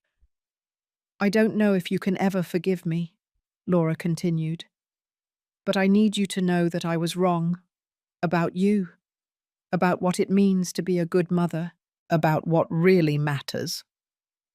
And what made you change your mind? Losing everything, being alone in that huge house without my friends, without my status, without anything to define me, and realizing that the only people who stayed were my husband and my daughters, and that I almost lost them too because of my pride. And did you learn something? Laura breathed deeply. I learned that money doesn't buy respect, that status doesn't replace love, and that a mother who raises her son alone with dignity and sacrifice is worth more than 1,000 mansions in Beverly Hills. The words hung in the air. They were not enough to erase the past, but they were a beginning. Laura, I said firmly, I'm not going to tell you I forgive you. That will take time, a lot of time. But I'm not going to feed the hatred either, because if I learned anything from all this, it's that the poison we give to others also poisons us. Thank you, she whispered. But, I continued, if you ever disrespect me again, or try to keep me away from my grandchildren, or manipulate my son, I promise you that this time there will be no mercy. Understood? Laura nodded. Understood. She said goodbye to Miranda, to Valerie, to Robert, and she left that room smaller than she had entered. Robert hugged me. Mum, you are incredible. I don't know how you could do that. Because I chose to be better than she was to me. Not for her, for me. That night, back at my house, I sat in front of my sewing machine, my old Singer, which had witnessed everything. We did it, I said, stroking the metal. Not with revenge, with dignity. And in that moment, I understood something profound. The most poetic justice is not destroying the person who hurt you. It is living so well, with so much dignity, with so much self-love, that they destroy themselves with their own decisions. Laura didn't fall because I pushed her. She fell because she built her life on lies, and lies always collapse. Robert didn't lose his money because I cursed him. He lost it because he chose the easy path, and easy paths always have hidden costs. And I didn't win because I fought harder. I won because I never stopped being who I was. A mother, a woman, a person with self-worth. She once called me crazy when I demanded respect. Years later, I saw her in that hospital, stripped of all her power, begging for 5 minutes with her granddaughter. Life always collects its debts. Always. 6 months passed after Miranda's birth. 6 months in which life settled into a new normal. A normal I never imagined possible, but that was infinitely better than the previous one. My Thursdays and Sundays were sacred. Those days, Matthew and Miranda came to my house. Well, Miranda was still very small, but Matthew was already my official adventure partner. Grandma Sophie, he would say to me as we kneaded dough together, when I grow up, I want to have a machine like yours. A sewing machine? Yes, to make pretty thing like you do. My heart melted every time. Robert and Valerie had found their way. They lived in their house in the West Village, smaller, but more honest. Robert now worked as a manager at a different technology company, without family connections, earning his place through merit. It's harder, he had told me, but I sleep better at night. Valerie had resumed a career she had abandoned to please her family, interior design. She worked from home, with Miranda in a nearby bassinet, creating beautiful spaces for clients who valued her for her talent, not her surname. Sophie, she told me one afternoon while we were having coffee. Do you know what the most ironic thing of all is? What? That when I had all the money in the world, I was the poorest person, and now that I live on a tight budget, I'm the richest. It's not ironic. It's logical. The wealth is not in the bank account. It's in the peace you sleep with at night. She hugged me tightly. Thank you for not giving up on us. Thank you for showing us there was another way to live. Don't thank me. You did the hard work of changing. Laura. Ah, Laura. Her story took a turn no one expected. After losing everything, after hitting rock bottom, something in her broke in a different way. She didn't break more. She rebuilt. They sold what little they had left and moved into a modest apartment in the Upper West Side. Ernest, who had fallen into severe depression after the scandal, finally agreed to therapy. He's better now. He's not the arrogant man he was before, but he's not the empty shell he was for months either. He's human, fallible, real. Laura got a job. At 67 years old, after never having worked in her life, she started as an assistant at a designer clothing boutique, the same type of boutique where she used to be a client. The first time I saw her there was by accident. I was passing through that area and decided to go in to look at a dress for a client of mine who wanted some inspiration. And there was Laura, in a store uniform, tidying hangers, attending to clients with a smile that was no longer of superiority, but of necessity. Our eyes met. She paled. I could see in her face the fear that I would humiliate her, that I would say something cruel to her, that I would remind her who she used to be. But I didn't. Good afternoon, I said politely. Good afternoon, ma'am. How can I help you? I'm looking for something elegant, but not ostentatious for a lady in her 50s. She took a deep breath and transformed into a professional salesperson. I have exactly what you are looking for. She showed me 3 beautiful dresses. We talked about fabrics, cuts, special occasions. And in that 10-minute conversation, there was no past. There was no resentment. Just 2 women who knew about clothes and style. When I said goodbye, I gave her a generous tip. It's not necessary, ma'am, she said, almost crying. I know, but good service should be recognized. She understood the message. It wasn't pity. It was respect for someone who is rebuilding her life with honest work. Now, 2 years later, Laura and I have a strange but functional relationship. We are not friends, we never will be.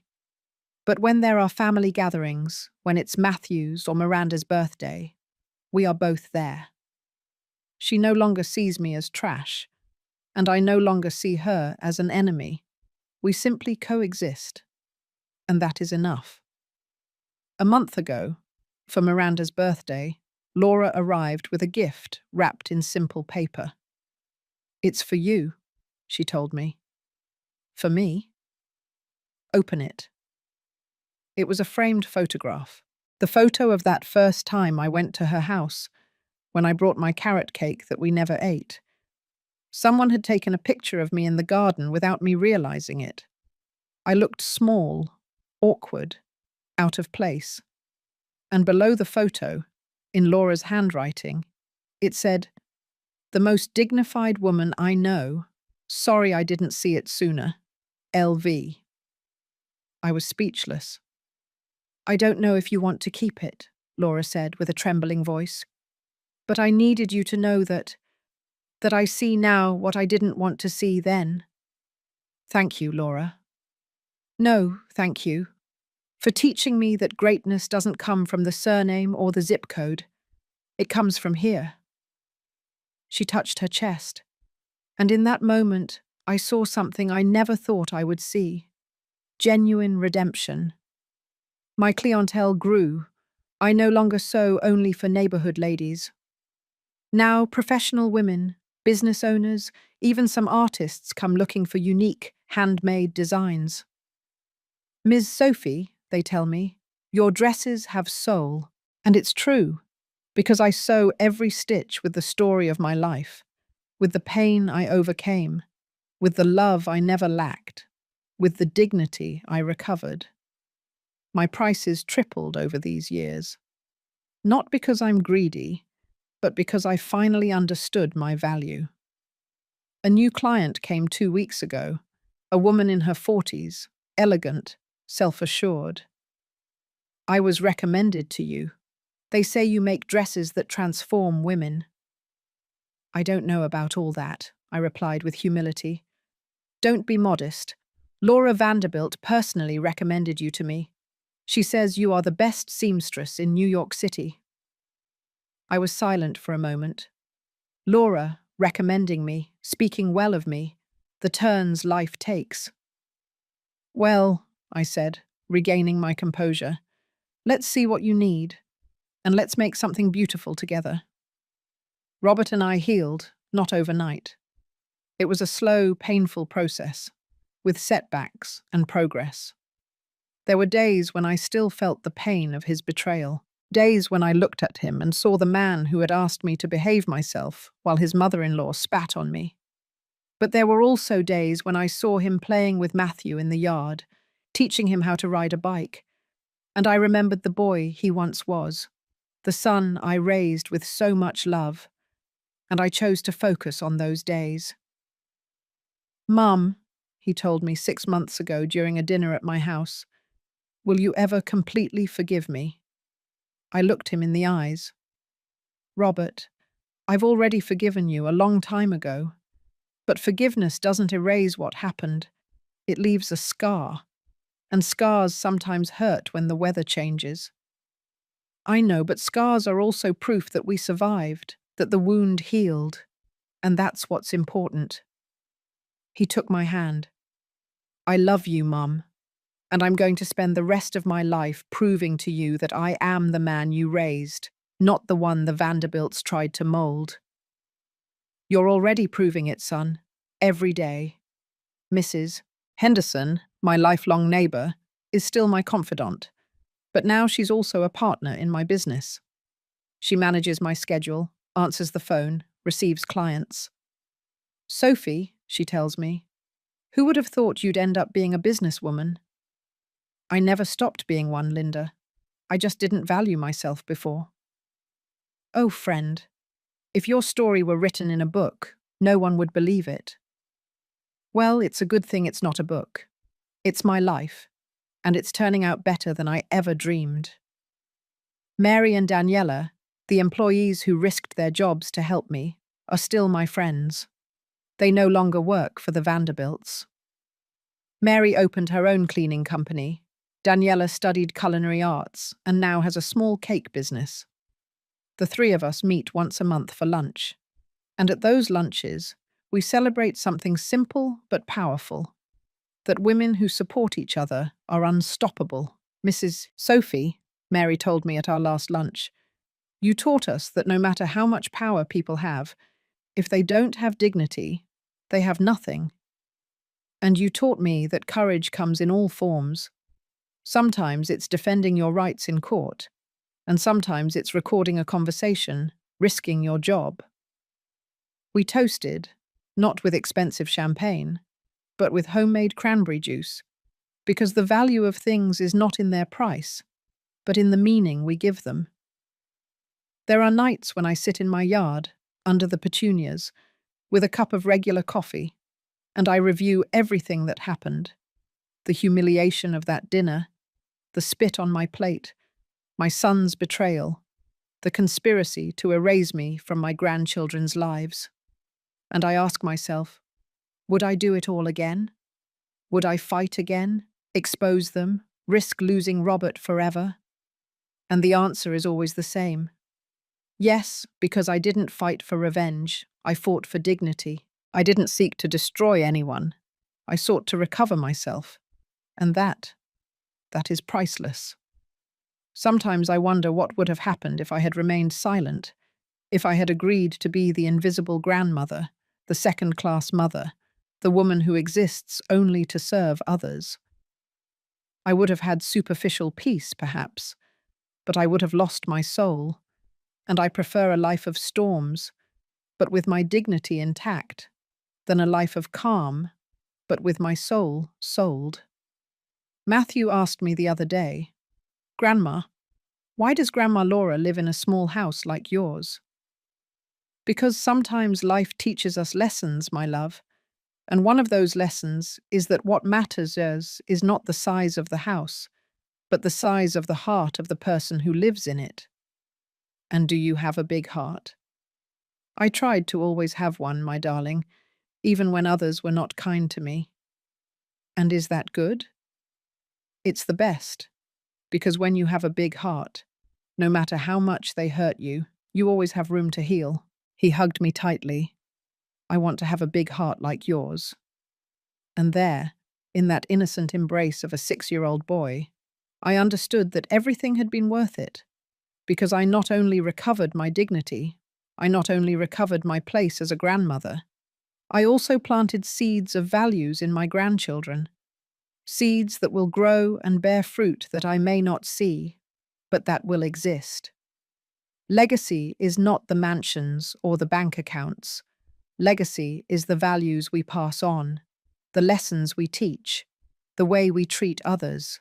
And my legacy will be this: that Matthew and Miranda grow up knowing that dignity is not negotiable, that true love is not the kind that accepts you only when you are convenient, but the kind that values you even when it is difficult, that money comes and goes, but character remains, that a woman alone can be stronger than a whole powerful family if she has something they don't have: integrity. A journalist called me yesterday. She wanted to interview me for an article about entrepreneurial women in their later years.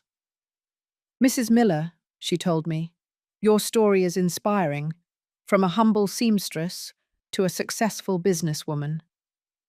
"I am not a successful businesswoman," I corrected her. "I am a woman who learned to value herself. Success is a consequence, not an objective." And what would you say to the women who are going through difficult situations, who are humiliated by their families, who feel invisible? I took a deep breath. I would tell them that the pain is real, that the sadness is valid, that they don't have to fake strength when they are breaking. And then?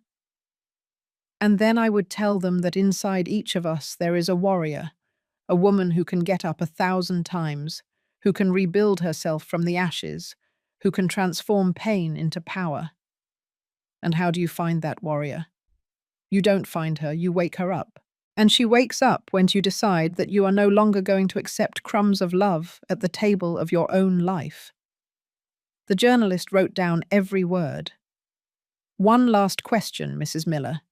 If you could talk to the Sophie of 3 years ago, the one who was sitting at that dinner, being humiliated, what would you tell her?" I closed my eyes, and I saw myself, small, scared, broken. I would tell her, "Hang on a little longer. I know it hurts. I know you feel like you can't take any more. But the storm is about to end, and when you come out of it, you won't be the same woman.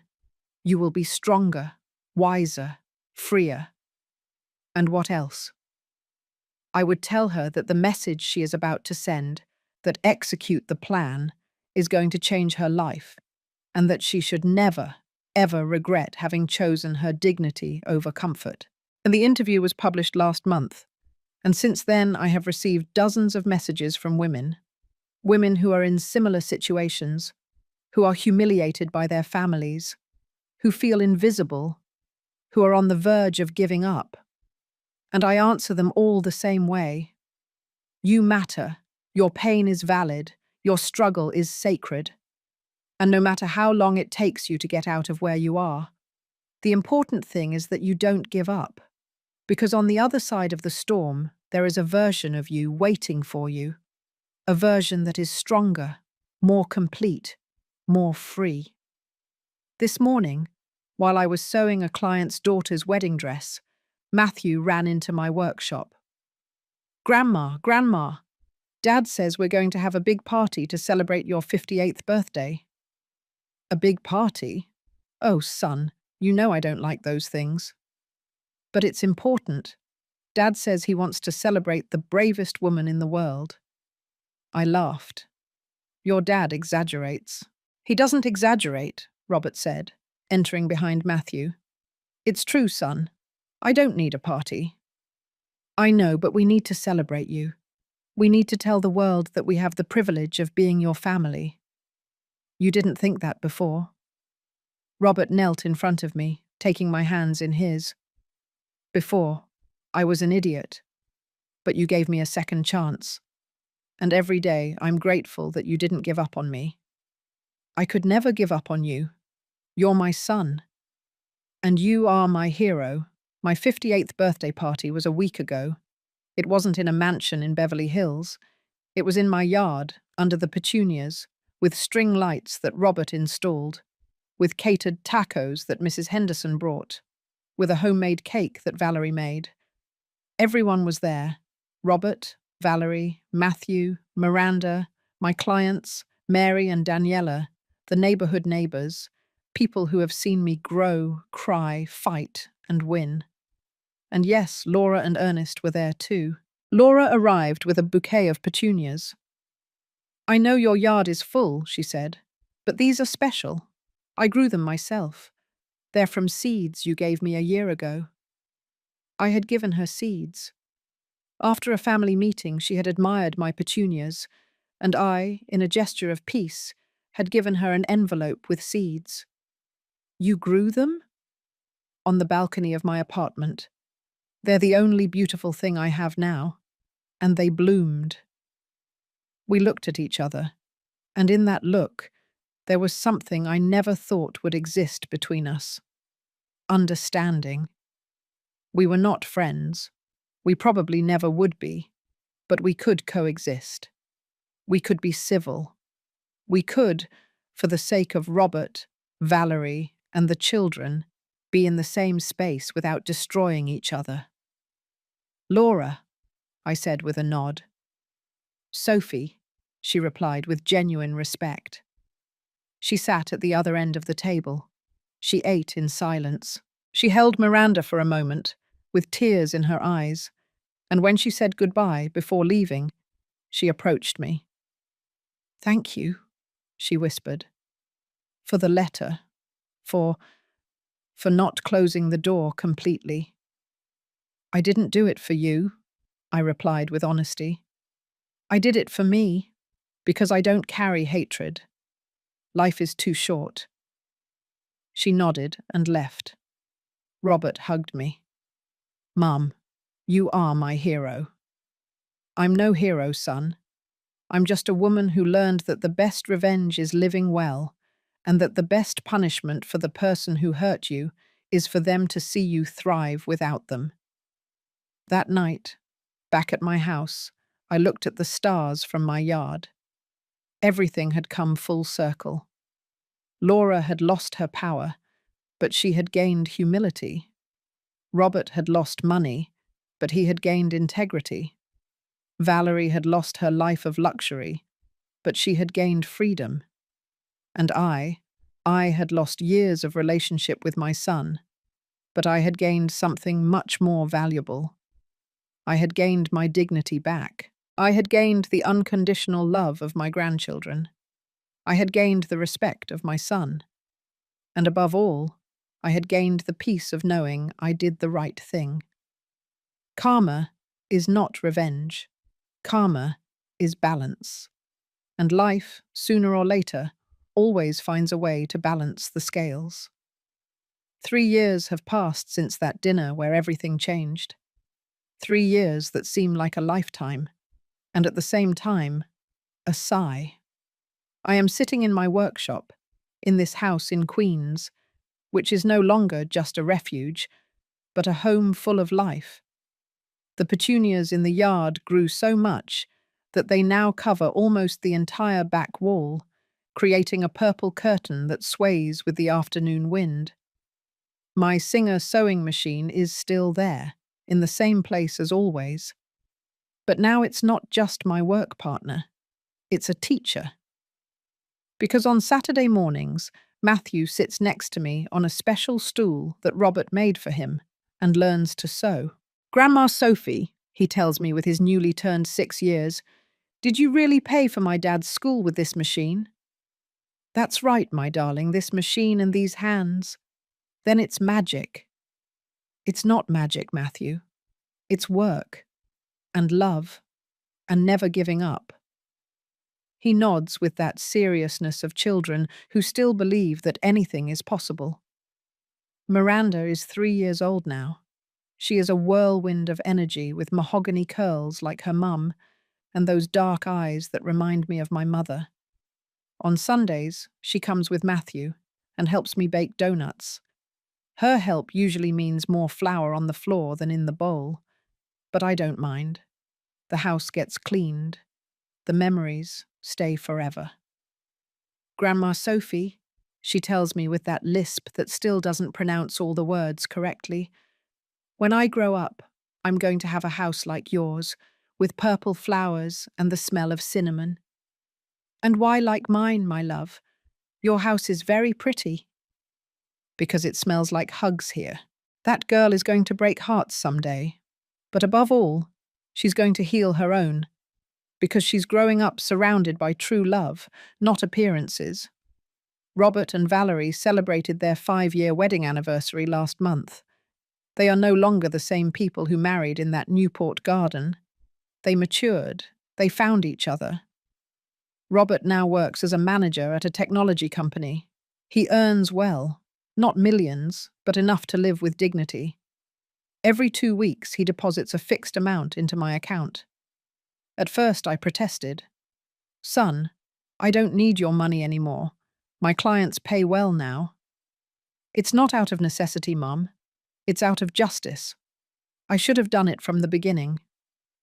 And I learned to accept it. Because sometimes letting others repair the damage is also a form of love.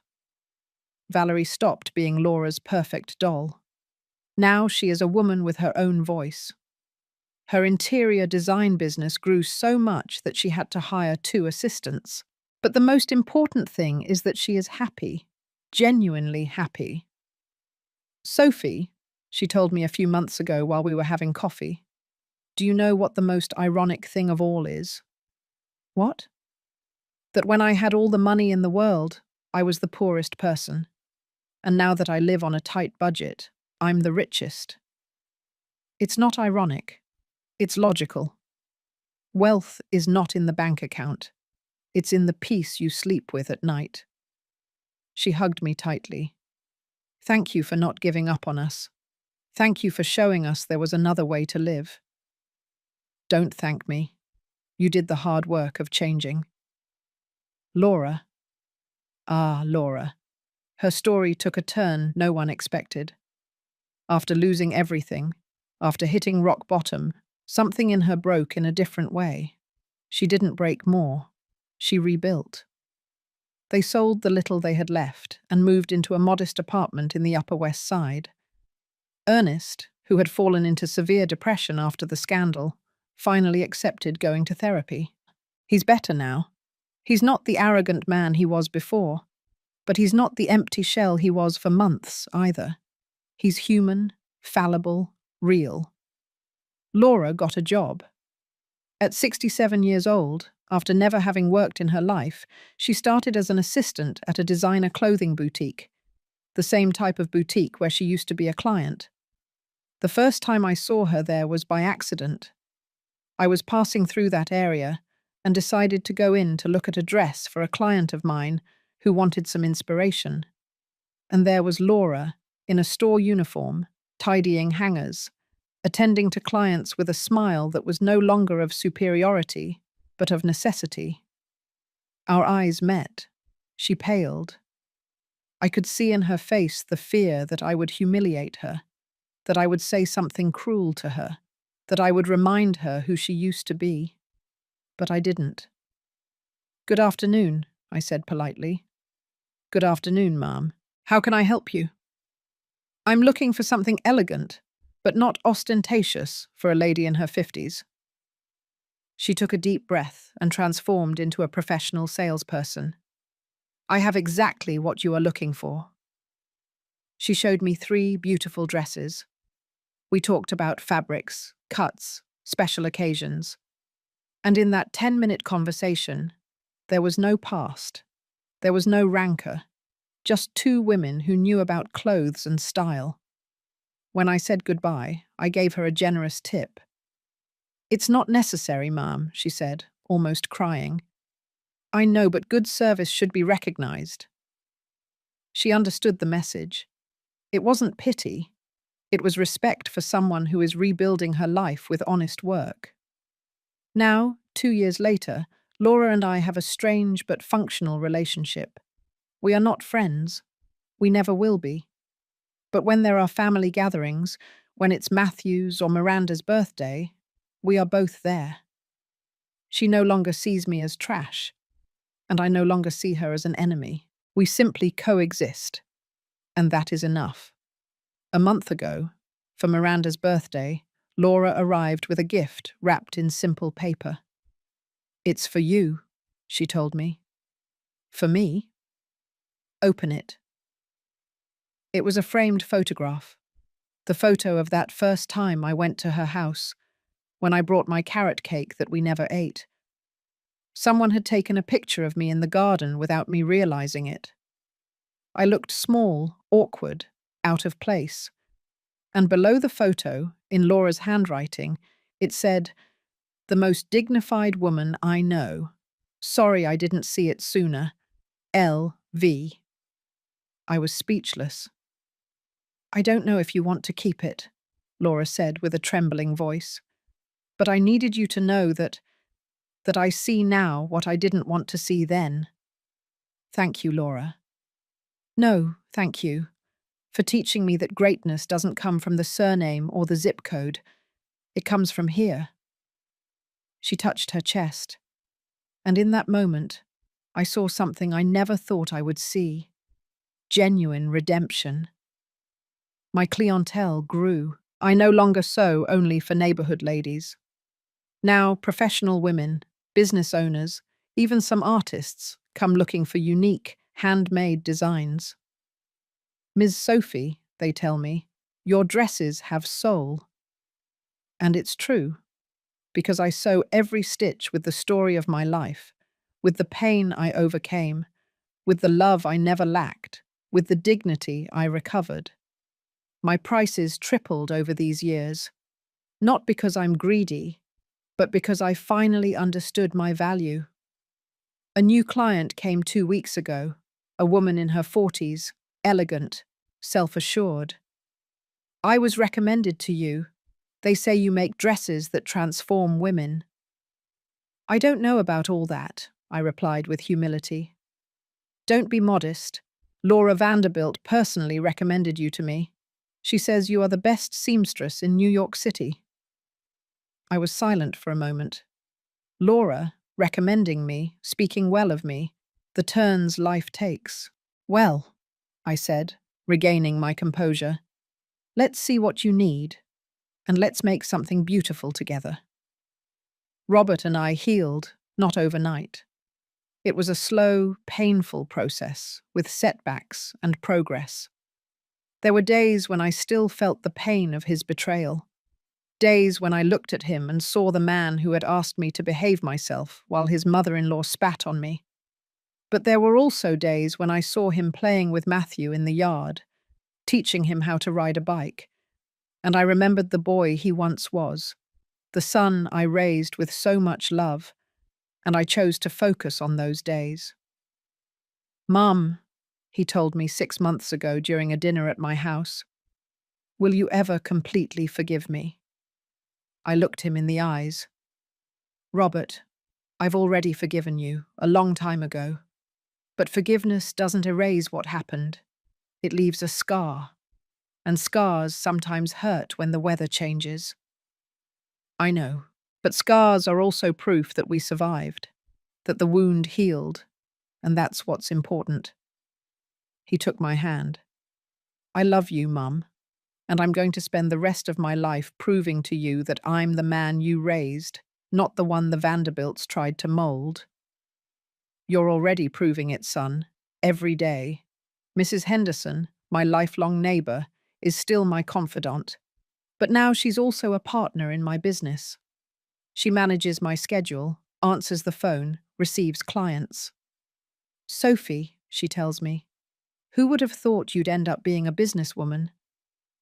I never stopped being one, Linda. I just didn't value myself before. Oh, friend, if your story were written in a book, no one would believe it. Well, it's a good thing it's not a book.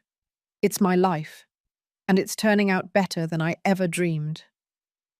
Mary and Daniela, the employees who risked their jobs to help me, are still my friends. They no longer work for the Vanderbilts. Mary opened her own cleaning company. Daniela studied culinary arts and now has a small cake business.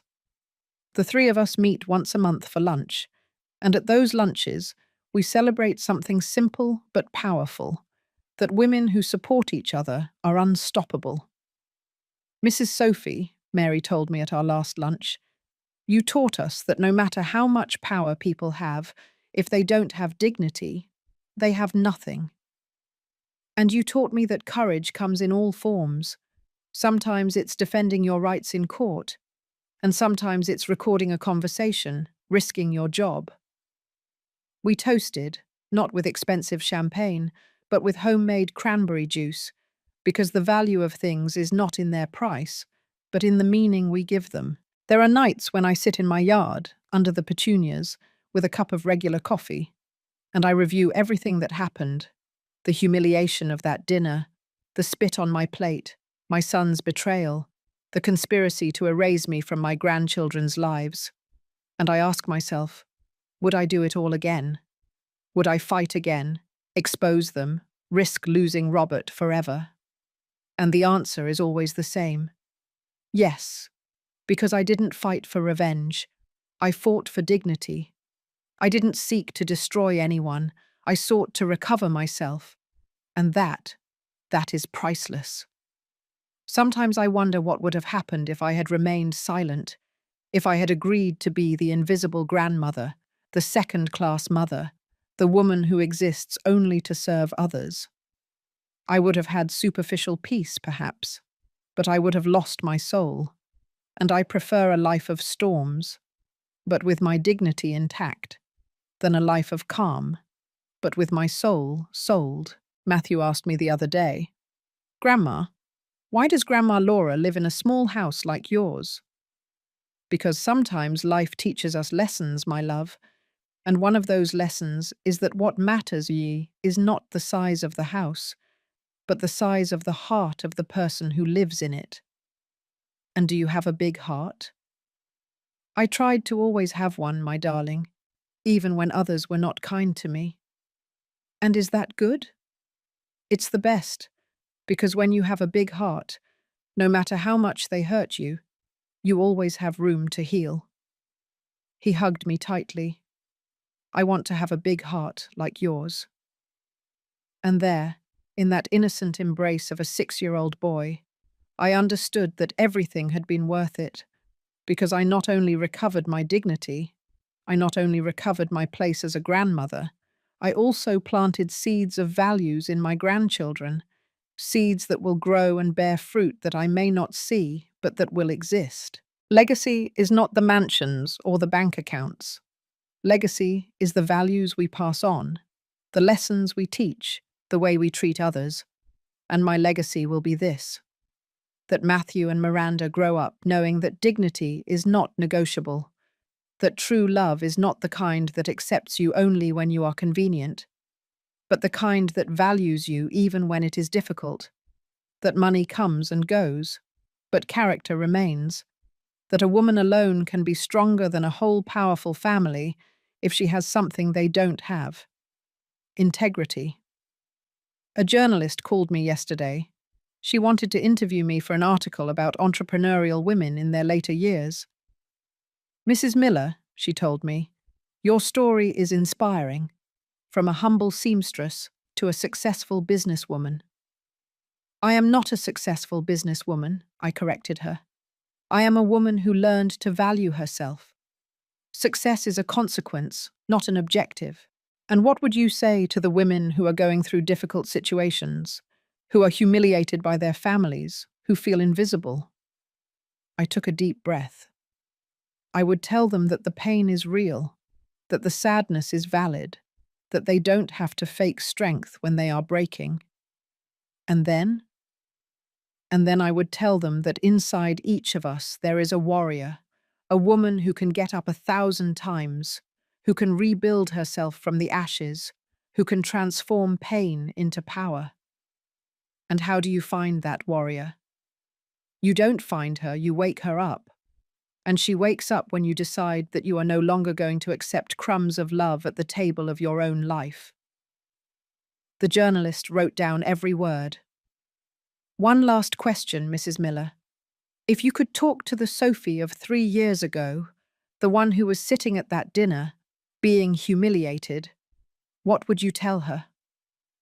I closed my eyes, and I saw myself, small, scared, broken. I would tell her, hang on a little longer. I know it hurts. I know you feel like you can't take any more. But the storm is about to end, and when you come out of it, you won't be the same woman. You will be stronger, wiser, freer. And what else? I would tell her that the message she is about to send, that execute the plan, is going to change her life, and that she should never, ever regret having chosen her dignity over comfort. The interview was published last month, and since then I have received dozens of messages from women who are in similar situations, who are humiliated by their families, who feel invisible, who are on the verge of giving up. And I answer them all the same way. You matter, your pain is valid, your struggle is sacred, and no matter how long it takes you to get out of where you are, the important thing is that you don't give up, because on the other side of the storm, there is a version of you waiting for you, a version that is stronger, more complete, more free. This morning, while I was sewing a client's daughter's wedding dress, Matthew ran into my workshop. Grandma, Grandma, Dad says we're going to have a big party to celebrate your 58th birthday. A big party? Oh, son, you know I don't like those things. But it's important. Dad says he wants to celebrate the bravest woman in the world. I laughed. Your dad exaggerates. He doesn't exaggerate, Robert said, entering behind Matthew. It's true, son. I don't need a party. I know. But we need to celebrate you. We need to tell the world that we have the privilege of being your family. You didn't think that before. Robert knelt in front of me, taking my hands in his. Before, I was an idiot, but you gave me a second chance, and every day I'm grateful that you didn't give up on me. I could never give up on you. You're my son. And you are my hero. My 58th birthday party was a week ago. It wasn't in a mansion in Beverly Hills. It was in my yard, under the petunias, with string lights that Robert installed, with catered tacos that Mrs. Henderson brought, with a homemade cake that Valerie made. Everyone was there. Robert, Valerie, Matthew, Miranda, my clients, Mary and Daniela, the neighborhood neighbors, people who have seen me grow, cry, fight, and win. And yes, Laura and Ernest were there too. Laura arrived with a bouquet of petunias. I know your yard is full, she said, but these are special. I grew them myself. They're from seeds you gave me a year ago. I had given her seeds. After a family meeting, she had admired my petunias, and I, in a gesture of peace, had given her an envelope with seeds. You grew them? On the balcony of my apartment. They're the only beautiful thing I have now. And they bloomed. We looked at each other, and in that look, there was something I never thought would exist between us. Understanding. We were not friends. We probably never would be, but we could coexist. We could be civil. We could, for the sake of Robert, Valerie, and the children, be in the same space without destroying each other. Laura, I said with a nod. Sophie, she replied with genuine respect. She sat at the other end of the table. She ate in silence. She held Miranda for a moment, with tears in her eyes, and when she said goodbye, before leaving, she approached me. "Thank you," she whispered. "For the letter. For not closing the door completely." "I didn't do it for you," I replied with honesty. "I did it for me, because I don't carry hatred. Life is too short." She nodded and left. Robert hugged me. "Mum, you are my hero." "I'm no hero, son. I'm just a woman who learned that the best revenge is living well, and that the best punishment for the person who hurt you is for them to see you thrive without them." That night, back at my house, I looked at the stars from my yard. Everything had come full circle. Laura had lost her power, but she had gained humility. Robert had lost money, but he had gained integrity. Valerie had lost her life of luxury, but she had gained freedom. And I had lost years of relationship with my son, but I had gained something much more valuable. I had gained my dignity back. I had gained the unconditional love of my grandchildren. I had gained the respect of my son. And above all, I had gained the peace of knowing I did the right thing. Karma is not revenge. Karma is balance. And life, sooner or later, always finds a way to balance the scales. I close the journal and turn off the light. Tomorrow will be another day. There will be dresses to sew, grandchildren to hug, regular coffee to make. There will be life, simple, honest, beautiful. And that is more than I ever dreamed. If my story has touched your heart, if you have seen a little piece of your life in mine, if you have felt that you are not alone in your battles, then it was all worth it. Because stories are not told just to entertain. They are told to heal, to inspire, to remind us that no matter how many times they knock us to the ground, what matters is how many times we get up. And we, the women who have survived everything, we always get up. Always. Thank you for listening to me until the end. If this story touched your heart, subscribe to hear more stories of women who transformed their pain into wisdom. Every day, one woman, one life lesson. And remember, your value is not defined by those who belittle you. It is defined by you when you decide that you are no longer going to accept less than you deserve. Share this story with someone you love. Sometimes a story like this can change an entire day. God bless you, and until next time. With love and dignity, Sophie Miller.